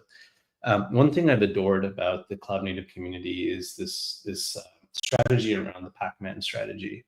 So, and I'm sure that this has been used elsewhere, and it definitely has been. I've seen it elsewhere. But that strategy is like, if you're in a group circle, the circle shouldn't be closed. There should be enough room for 3 or 4 people to enter that circle and join in that conversation. The circle just gets bigger, and the mouth of that circle just is always open, so that folks can always participate, whether or not they're actively speaking. They just might want to listen in. And one of like the greatest examples I ever saw of this a while back, I think this was October 2023, I went out, no, September. I went out to London for a conference called SIBO Navigate. And there's some notable people that end up coming to these conferences. Kelsey Hightower was one of them. And he's like big, like huge in the cloud native and Kubernetes ecosystem. I mean, I think I'm the reason why, like he's the reason why I have learned Kubernetes. Also, I love Tessa's comment, Pac-Man theory. So he just like, outside of the venue, he was standing there having a conversation with 2 or 3 people. And then 2 hours later, that conversation and circle grew to about like 20 people, all just listening to him storytell about some of the challenges that he ran into early on in his career. And then him even providing live guidance and advice to folks really try to navigate that now. And I think that's so powerful. Like Danny is the kind of person that you would be a part of that circle and want to listen into some of his own strategies. Tessa is another example of that. I think Tessa is kind of the person like, no, I need my space. Leave me be, which is totally fine too, because I'm like that too, where I need to like sometimes peace out and go chill out in my room and unwind a little bit before I re-engage with a number of folks again. It's just like the energy levels. But that theory, the Pac-Man theory that Tessa just brought up, is so powerful to really engage new folks that are just so new to a conference, a community. It's inviting, right? It doesn't feel like it's locked out. And I'll tell you something, like when I was growing up, I was never a part of like a single group. I always felt like I was the excluded person. And so I'm very nomadic in that sense, where I'll just hop around and effectively like just be a part of different groups. And the Pac-Man approach has been so welcoming to me and so powerful for me, where I don't necessarily have to feel like I have to contribute to a conversation, but I can be a part of it and feel included. And that's pretty much why I love like the developer and cloud native communities as well. That's probably one of the most important bits about attending a conference, because if you don't have that, then your conferences don't thrive like they should be. You don't have the engaging experience like they should. Anyways, I could keep going on forever about these different little nits of like conferences and how they can be really good or not so good. But you know, the one thing I really enjoyed about this conference, about Commit Your Code, is the fact that it was so focused on community. It was very simplistic in nature. If you actually think about it, there were no sponsors there. Like there were sponsors, but there were no sponsors there, in the sense that they were waiting for you to come up to their booth and have a conversation with them. Like, yes, I know Jacob was there with his own like booth, and he had some, yeah, like even Roxy's got a t-shirt right now on. And Jacob Ashley Art. Exactly. He's selling some great swag. And it's like a very community-esque thing to do, right? I'm going to build you swag that is support of the community. And then you had like Pizza Hut there as well, which was like also very interesting, because Young Brands was the one that was actually offering up their venue. But you didn't have the sponsors that were in your face, like, oh, come by my booth and let's have a conversation and let's do a demo for you. And then you're going to stand there and be like, yep, that I think that made sense. And then you're just going to like, it's going to go over your head. Yeah, like Jacob's booth was really fire. I agree. So I think like next year, Danny's probably pushing for that again, right? Pushing for that similar vibe. And I think that's the best vibe. Sponsors they should have booths if they want, but I don't feel like they need to have one. I am part of Empathy Ops, and Empathy Ops never felt like the need that they actually had to have a booth. But at the same time, like we're there for different reasons. I was there because it's fun to just be here in community and see it thriving and whatnot.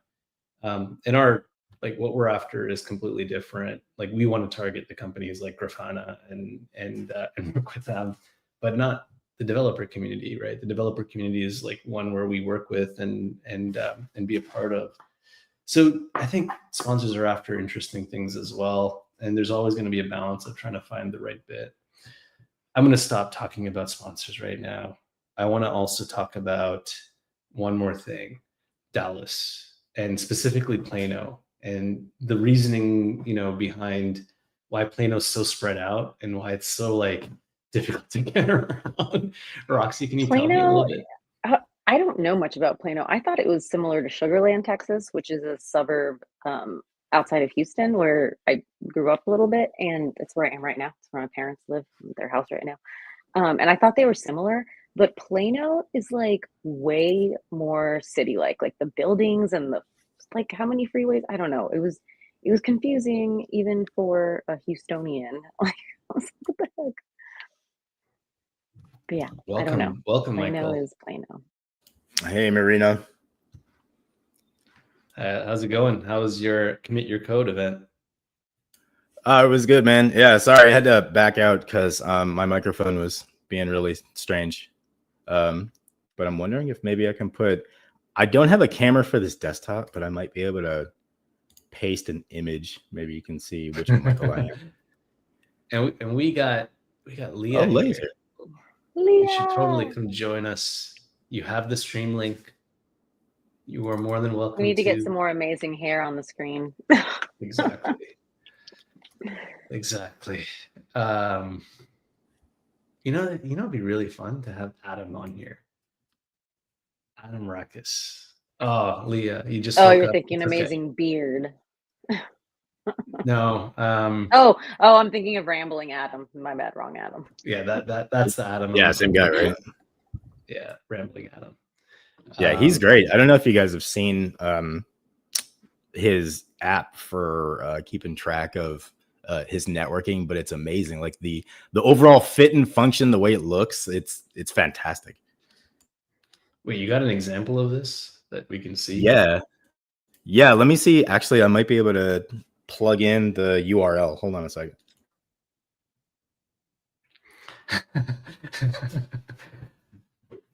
Just put a hat on like I did. It's totally cool. It's totally fine. Just like I think I'm hoping that Lawrence shows networky. up. Networky.io. Networky.io, maybe? Go to that website right now and see. I think Networky.io. Turning acquaintances into friends. Is that it? Oh no, this is a different Adam. Not the Adam I'm yeah. No, that's the 100 Devs Adam. The networky. Yeah. Is that not who we're talking about? No, I was thinking about Adam Rakis. Yeah, I was the one that was confused. Sorry. That's okay. Oh, that's totally fine. Sir, what was that? I saw Cody in there. Yeah, there's a number of folks, hanging in the stream behind the scenes, too scared to come up on camera because their hair is not fine like ours, I mean, Jason got on camera for like a minute, but that's hurtful, Marina. No one's hair can ever be as nice as yours. So. Oh, I just found the comment section. I'm so stupid. Yeah, there's a lot of people. Yeah, there are a lot of people that have been coming through, hanging out a little bit. I just once Lauren shows up, I'm gonna give him his 5 to 10 or 30, however much he wants, and then that's it. And then we're done. And that's why I kept it going for so long. We got Elder. All right, Elder, you gonna show your face on cam? Elder. He's no longer the cat with the sombrero. Yeah, unfortunately, I don't have a webcam on this thing, and the mic is really scuffed. So I'm just passing by, saying hi. Well, thank you for coming. I appreciate you showing up. Tell us a little bit about your experience of Commit Your Code. Well, the experience was pretty much me as a volunteer, essentially. So it was a lot of fun. Got to be the extrovert that I usually am. Got to see old friends, make new ones. It was overall a great experience. Is there anything specific you'd want me to, talk about or highlight? Yeah, I mean, I want to know a little bit about your favorite talks and some of the connections that you made. Well, that's the problem. Because I was a volunteer, I just kept going back and forth, so never got to see most of the talks. There was one with YK that I was there for the first 3 minutes until I was called to pretty much, get the lunch for everybody. But yeah, I still have my own phone. Hey, Dennis, good to see you. Yeah. Anyways, the other one that I did see was Yoon's, mainly because she's one of my friends in Dallas, and one of the things that we did for her, just to support her because it was her first talk now, and also to embarrass her, was to write down her name in paper plates because we didn't have any other resource. So we put on a sharpie on those "Go Yoon" and then a couple of drawings symbolizing her personality because right now she likes to grow trees. She's trying to also grow strawberries. She also is under ADHD and so on and so forth. So we pretty much put all of those things into the plates. And we released a video doing that. It was a lot of fun. So as soon as she started talking, I just gave the signal. Everybody lifted up, and yeah, we embarrassed her, but it went all well. She talked about pretty much Terraform and other things for Java, which unfortunately I do not work with. I work with C++, but still very appreciated the talk because it was still informative, especially with how to use that and AWS in general. Um, but yeah, those were the only two talks that I was able to kind of participate because yeah, for the most part, I was just doing the back and forth with the food, clean up, and all the jazz. But yeah, I had my own fun. What are the pros and cons of volunteering at a conference? Well, the pros are that you get to approach connect with the event in kind of a different angle, so to speak. You get to see a little bit of the behind the scenes, get to kind of interact with the people who have organized it, and also just overall help the community pretty much move forward with a lot of good things that have been planned for them. The con, as mentioned before, is that I didn't get to have enough time to go to the actual talks.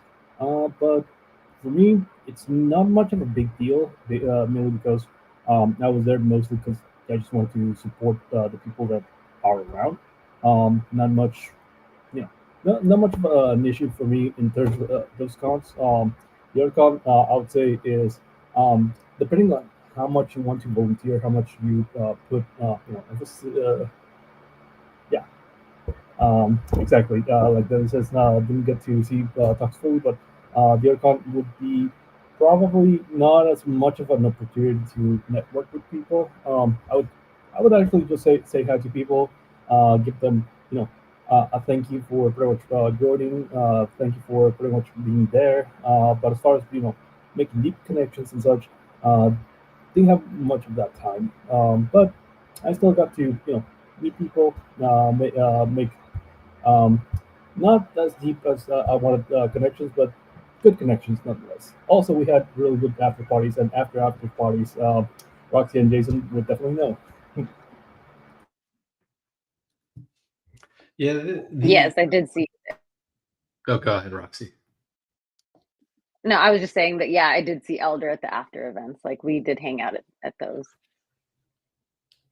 There's actually a lot of people I didn't fully get to meet at the conference. Like my day one was interesting because, as Jason mentioned much earlier on, I only landed at 2:30 in the morning into Dallas and went to sleep like super late. And then I hadn't even finished my talk prep. Like I had slides from all over the place. But the thing is, like for a talk to truly come together, you have to first piece it together and then actually go kind of think about it a few times before you actually present. And I know you both said it was great and whatnot, but now that I think about it, right, I would have shifted a few things around and left the production bit that I talked about at the beginning towards the very end. So it would have been more of a buildup. But it's just like a lessons learned. Maybe I should have just started doing this a long time ago and not doing this the day of. And so that day where I actually had to present, I spent more time just developing my presentation than actually connecting with folks and like having a miniature freak out behind the scenes. Like, oh my gosh, this is going to go well, or am I actually going to be able to deliver? And then I had like all of these different feelings that, oh, maybe I should do a demo. And here I am, like, pulling up Docker on my system, trying to test out a bunch of things, and then I'm like, no, maybe I shouldn't do this because things can go horribly bad. But it's kind of a weird roller coaster of emotions that you go through right before you deliver a talk. And I'm sure, like, if you've ever done one before, folks that are here or not on cam or not in the stream probably went through the same, right? And the moment you're done, it's like you're done, it's good, but then you've also like lost all your energy because you crash hard after that talk. So Lawrence, are you Jason ever gonna talks a come lot join us? about his. Yeah, go ahead. Go ahead, Michael. Sorry. Oh, sorry. Yeah, no, I was going to agree with you. And I feel that I've done some teaching, even though I'm not in education, and in a lot of training. And I've noticed that it really does zap your energy in a way where participating in the thing that you're either teaching or training in it requires very different level of energy. And it really, you're 100% right. It like really zaps you. Also, I realized I was being kind of rude. Hi, Roxy. Hey, Jason. Hey, everybody in the chat. Yeah, so I don't know if you remember, Marino. I can't figure out a way to put a picture on this thing. My browser's being weird. We were talking about motorcycles. Remember, I was telling you I had that Honda. I remember now. Yeah, that's me. Yeah. Yeah. Rock Yeah. and roll. Also, I do remember Adam Rickus. Very funny guy. Not the same person I thought you were talking about, but very funny guy. I met him at Legacy I was Hall. talking about He Adam was great. Rickus, actually. I was totally Yeah, that's what I mean. Yeah, I met him and Tessa at Legacy Hall, and that guy's he's good. He's pretty great too. He's pretty funny. Because I thought you were talking about a different Adam. I only know that Adam, unfortunately. I mean, I know plenty of Adams, but I know of only Adam Rackus at the moment for Commit Your Code. I am literally trying to ask Lawrence if he's coming in the DMs, and I am having a hard time copy and pasting. Okay. Tesla's like, how did I miss the motorcycle conversation? I don't know. I remember you showing us a picture of your motorcycle, and I was like blown away because I did not even know that you ride. And it was kind of a shocking realization. Like, damn, Tesla's a badass in so many different directions. Yeah. Can you remind us again what kind of motorcycle you had, Tessa? I think she had an Iron 883. Pretty sick. All blacked out. Really nice. Well, this is Tessa's chance to come on the stream and tell us herself. That's right. I know. I mean, I also pinged Lawrence, and it's very possible that Lawrence might still be at church or doing his post church celebrations, which is normally the case. Something I used to do a long time ago, but I don't go to church anymore. So I don't know if he'll join. I hope he does, though, because he has some great insights, and it's always good hearing from Lawrence. But in any case, one thing I wanted to ask all of y'all is, in terms of like the professional opportunities that might have come out of this, what was that for you? Any one of you can go. I don't think for me. Could you say that one more time? Oh, go ahead and repeat the question, then I'll go. Yeah. So coming out of this conference, what kind of professional opportunities did you walk away with? For me, like I wasn't, and again, I think it's everybody's intention when they go to a conference, like what your goals are. I hadn't really necessarily set out to have any sort of direction like that, but mine was more aligning with other people and helping them. For example, I helped get Jacob there so that he could align with the community again, and that provided he had tons of great conversations with people like Tracy and Tessa about getting his business involved with some of the stuff that they're doing, because he's moving a little bit more away from coding. But one thing that I wanted him to do was focus on the opportunity he had to still work in tech to some capacity, like doing what he does for other companies as far as like branding and merch. So it was more for me just being there to connect dots for other people, which I think I was very successful in doing. So, but there's been other conferences I've gone to with the intention, like, make a bunch of professional networking contacts so that I can follow up, but I'm sure other people were able to do that, and this was a great place to do it.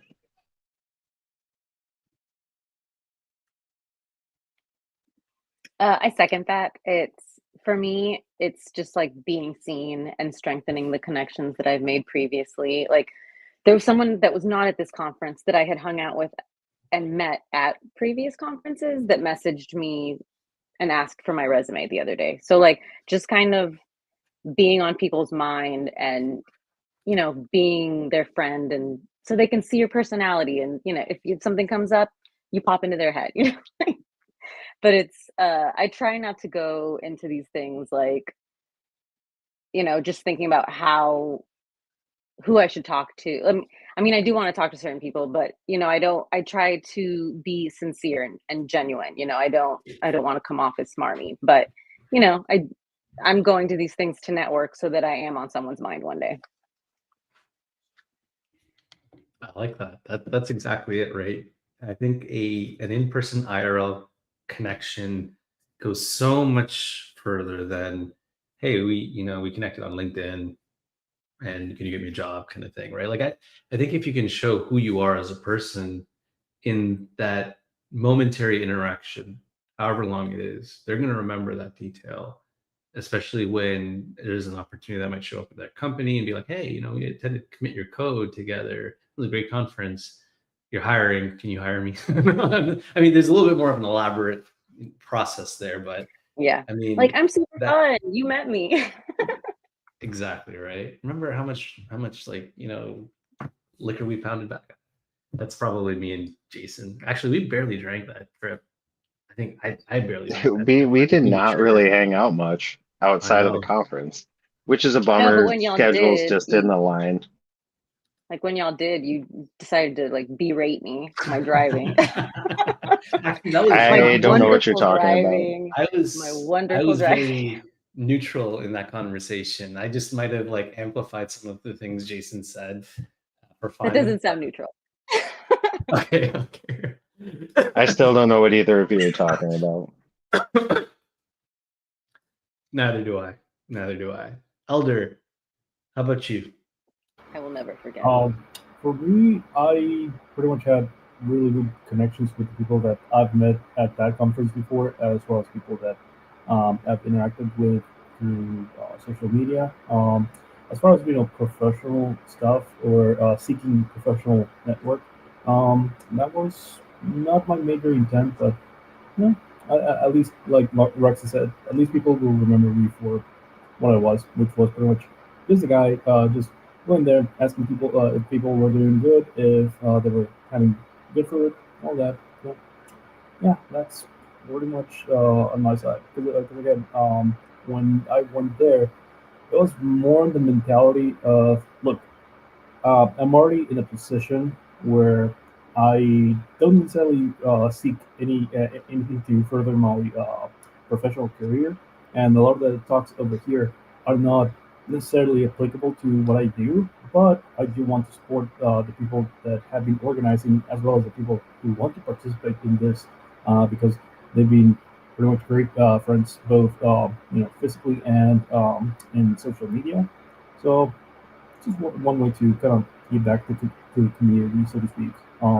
But honestly, still was a pretty fun experience, and again, people will definitely remember me not by looking like a cat, unfortunately, but at least just being someone who was there. Thank you so much, Elder. And Michael, how about you? It can be easy to feel isolated. As a future junior dev, I mean, I currently work in healthcare. I've done some programming as part of my job with a startup that I was working with here in Austin. But you can feel isolated during the learning process. I mean, Leon does a great job of trying to, build a community, and you can communicate on Discord and, make connections through social media, but you can still at times feel as if you don't have that moderation that you get when you're in a group of other people. you don't have other folks kind of watching you do what you're doing and kind of pushing you through forward, and then unless you have like a partner or something. So it can feel kind of isolating to be doing it in your home by yourself at 1 o'clock in the morning when you get off work. Working in healthcare, the times, my schedule won't necessarily align with others very well. So the conference makes it more real, if that makes any sense. It kind of, I haven't traditionally been big on social media. I tend to be a little bit more quiet, that's something that I have kind of learned is more important to not do, to kind of put myself out there a little bit more by meeting some really great, professionals, some devs in person. And it confirms that this is a real thing. It's very much possible meeting folks that you've seen on social media or meeting folks that you know about that have done some great stuff. Getting to, talk about future collaborations with other junior devs or even current, like staff level devs or something like that is really, it makes it feel like it's not just an aspiration. It makes it feel like it's something you can actually accomplish moving forward. So for me, the conference put faces to the names, that front to front interaction. Not to sound like I'm exaggerating, but it's a game changer. I got to be honest, I haven't had that much fun in a pretty long time. I think the folks that I met are really fantastic, and I'm really excited to continue to build those relationships. That's what it means for me. One more comment from Tessa. Yeah, Michael, you sound like where I was in January when I was just discovering community, because I was learning by myself. I'm 100 devs, and you have the streams and everything, but it's not the same. And then once you meet people in person, and you develop those relationships, like I was super quiet on Twitter, and then I made friends, and now I'm on Blue Sky and Twitter, and catching up with people everywhere else. Yeah, it's super important. Also, Tessa, thank you for the recommendation. I'll take a look at her. Yeah, and the one thing for me walking away from this conference is just realizing that there is a massively thriving community in Dallas. What was actually much more surprising to me was there were folks that I didn't really realize or even connected with deeply that are in the infrastructure space. So Reese definitely plays in the Kubernetes ecosystem, and I was shocked to find that out after the conference. Like I could have spent some more time connecting with him and chatting a little bit more about some of the stuff he actually does day to day, because I found out he's a DevOps engineer. So that was pretty interesting, but I'll have offline conversations with him. The other thing, though, that I noticed is that Dallas actually has places to run events. And I say that only because I've been trying to find like good venues to run some of my like workshop events and stuff. And I can get very creative with Dallas, especially when it comes to the food and the barbecue and all that stuff like that. But I think the highlight for me, I'm not going to lie to y'all. So I normally would go to a reInvent. Reinvent's kind of just like aligned to just the way my DNA flows in terms of connecting with massive audiences and doing the huge tech geeky thing. But making the decision to not go there, making this decision to not go to KubeCon India, and then deciding, hey, I'm just going to come out to commit your code, allowed me the opportunity to meet you all. And I've been like following Danny for a long time. In fact, I don't talk enough about this, but like he's one of the reasons why I do a lot more of these spaces and live streams and stuff, because one of the first times I ever interacted with him, he had posted something on Twitter about wanting to do a space and talk about like different areas of cloud. And I said, sure, I'll be more than happy to come up and talk about cloud. And I did. And then he also invited me to do a small like talk on cloud technologies. And I did that for him too. And he's just been so consistent. And I never had the opportunity to actually meet him in person. But when he finally said, hey, I'm doing a conference, I was like, all right, I'm in. I am sold. I'm coming down. Well, I wasn't sure if I was coming down. I was sold on the conference idea. Coming down was a completely different situation because I had too many overlapping things, but it was great because, like I said, I met you all. I met Danny, I met Tracy, who I've been following for a long time, Leon. I didn't get a chance to actually meet Quincy in person, even though I saw him. He was just so busy with all the folks that I never really got a chance to meet him. But this was the event to get to meet folks like Jacob, Jason, Roxy, and so many others that I've just been like watching from the sidelines doing their thing. So this was a great way for me to end the year. And with that, It wasn't like a crowded grocery store. it wasn't a Costco on a Sunday noon. I'm actually happy I didn't go to Costco today because my anxiety would have peaked and I probably wouldn't have walked out of there with nothing. I went to Costco yesterday. It was a little rough. Yeah. There's a LinkedIn user that says, if you ever choose to run a conference in Denver, let me know. I don't even know who that LinkedIn user is. I'm gonna have to go find out who that comment was from.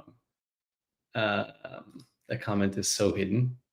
Anyways, all right. I don't know if Lawrence plans on heading up here, but I think it's a good time to wrap up. I do appreciate y'all coming by and hanging out and just recapping the event, talking about the best parts and all the nice connections that you made and how we're going to do another one next year. Oh, it was Nita. Nita's like, if you ever choose to run a conference in Denver, let me know.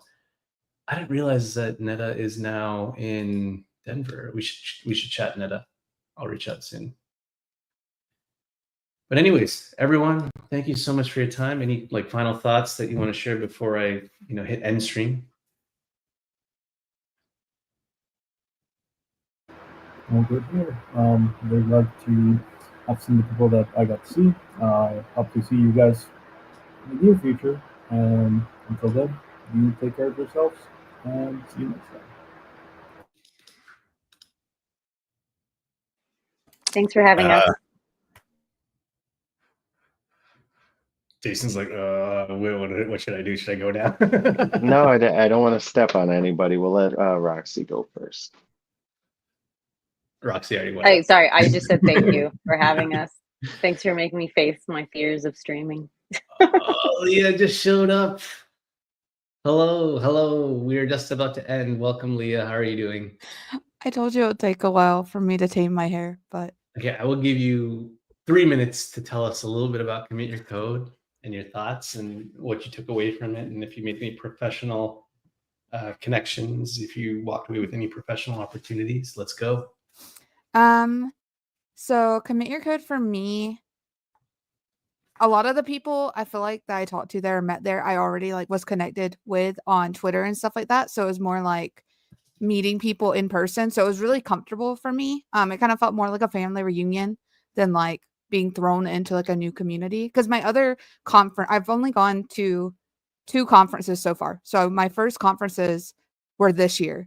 So I went to Laracon earlier this year, and that I was brand new to the PHP Laravel community. So that was like scary, and this was more like comfortable for me because I already knew a lot of y'all. And it was really fun. Like I met so many people. The talks were really interesting as well. Even though it's kind of hard when they're like 25 minutes, 20 minutes. But I still feel like I learned a lot from the talks. Like Mark still has me wanting to learn Angular, and I'm still thinking about that talk all the time. So it was just nice for me. I feel like it motivated me more than anything, like made me want to keep posting stuff about my journey online and keep going to conferences too, because I really did get a lot out of it. I don't really think I made any professional connections, at least not ones that I can recognize right away. Like, of course, any connection can kind of turn into a professional connection later on.